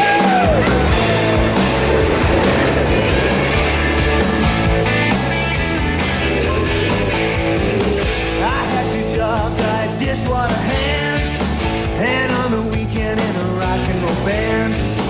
One Friday night in my hometown bar, and walked a girl who looked like a movie star. She said at me and it was turning me on. She said she worked in a beauty salon. I heard a voice inside me say, she ain't pretty, she just looks that way.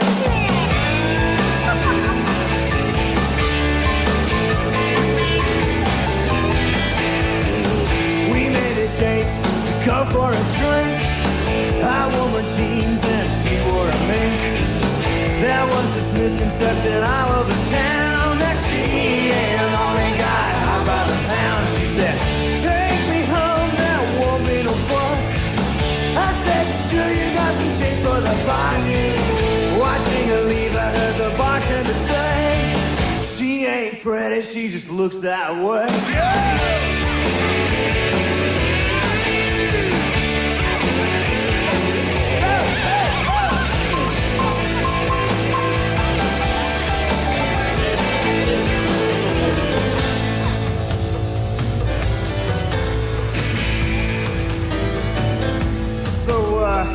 I called her up, her father was home.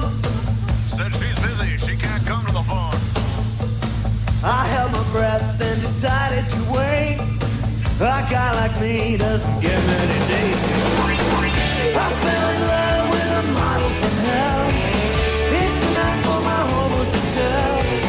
That chasing her's been a great mistake. She ain't pretty, she just looks that way. Her ego road checks incredibly fast, but her personality didn't have the cash. I laughed out loud through my total dismay. She ain't pretty, she just looks that way. She ain't pretty, she just looks that way. She ain't pretty. She ain't pretty. She ain't pretty. She ain't pretty, she just looks that way. I got timing, right? I got right back at the perfect moment. I was rocking out of my seat listening to it. But That's a funny video. That's great. Yeah, and that was done during the 80s. Those effects must have cost them a fortune. And they're a nobody Canadian band from back in the day, right? You know?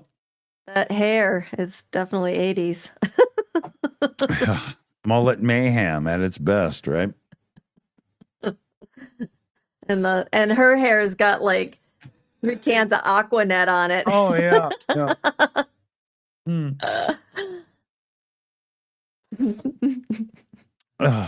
Dunk is in the background going, can I stay up any longer? Arr! I'm holding on by my fingernails. And that's what your wife said. Fuck.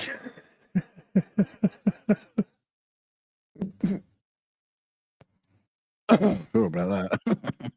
Well, yeah. Yeah, I've still got time, and yet I don't know how much time we should invest more into the show. I'm thinking if anybody wants to hang out any longer, we should turn it into a Discord hangout and probably throw this one into the bag and be done. Much better idea. Yeah, I'm ready. My eyes are from looking at the computer all day. I got like an hour tops, and I'm just gonna be like, yeah, but that butterfly said he had LSD, man, you know, and I'll just Can you do a DJ thing on the Discord? That'd be quite fun. Yeah. Although yeah, probably could.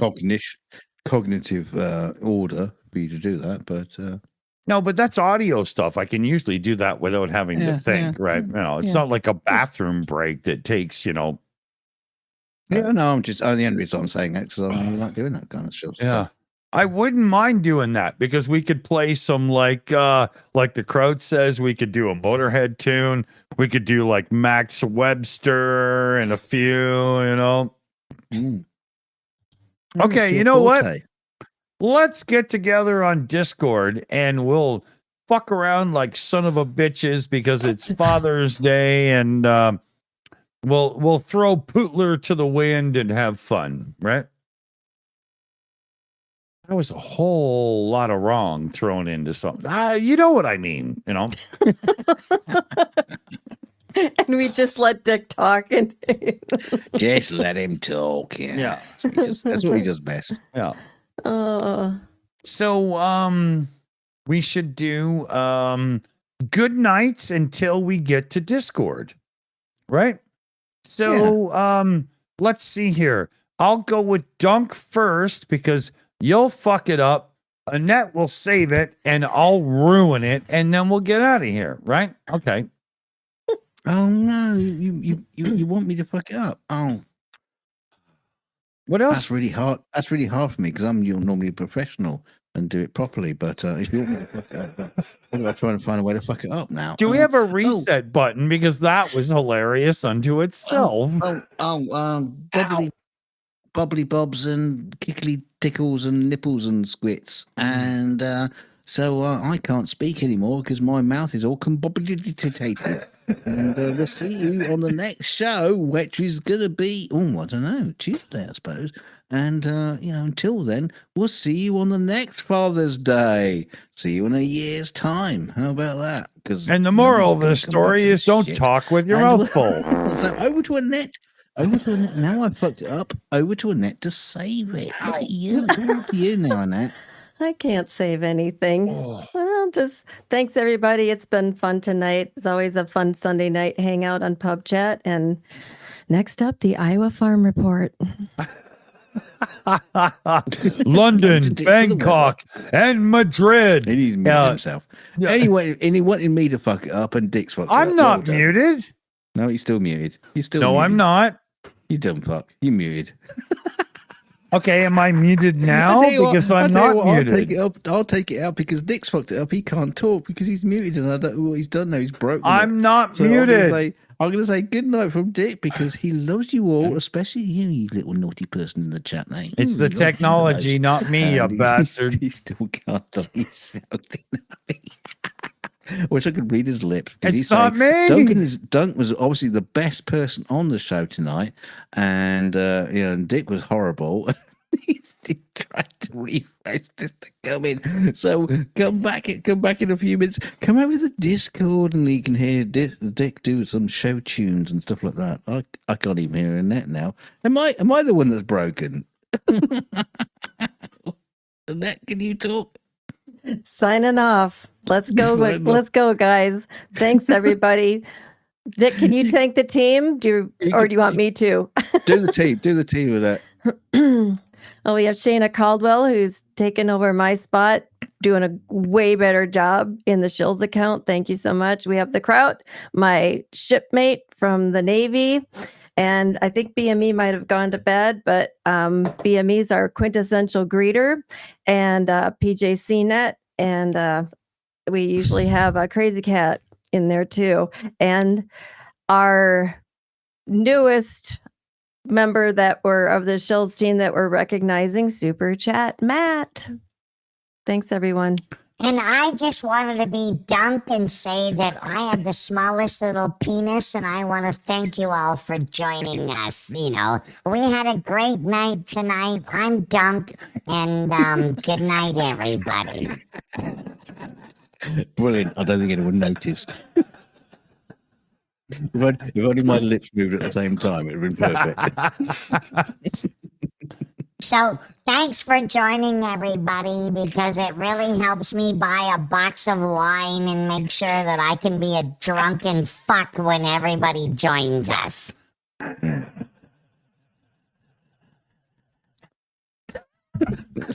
got no answer to that without being rude back, but I'm not going to do it. Oh, you should at this point.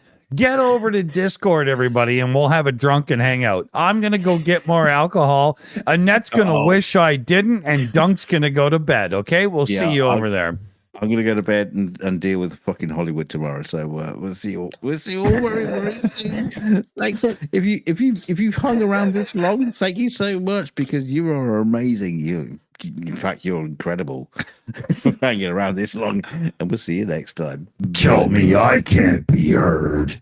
Fuck.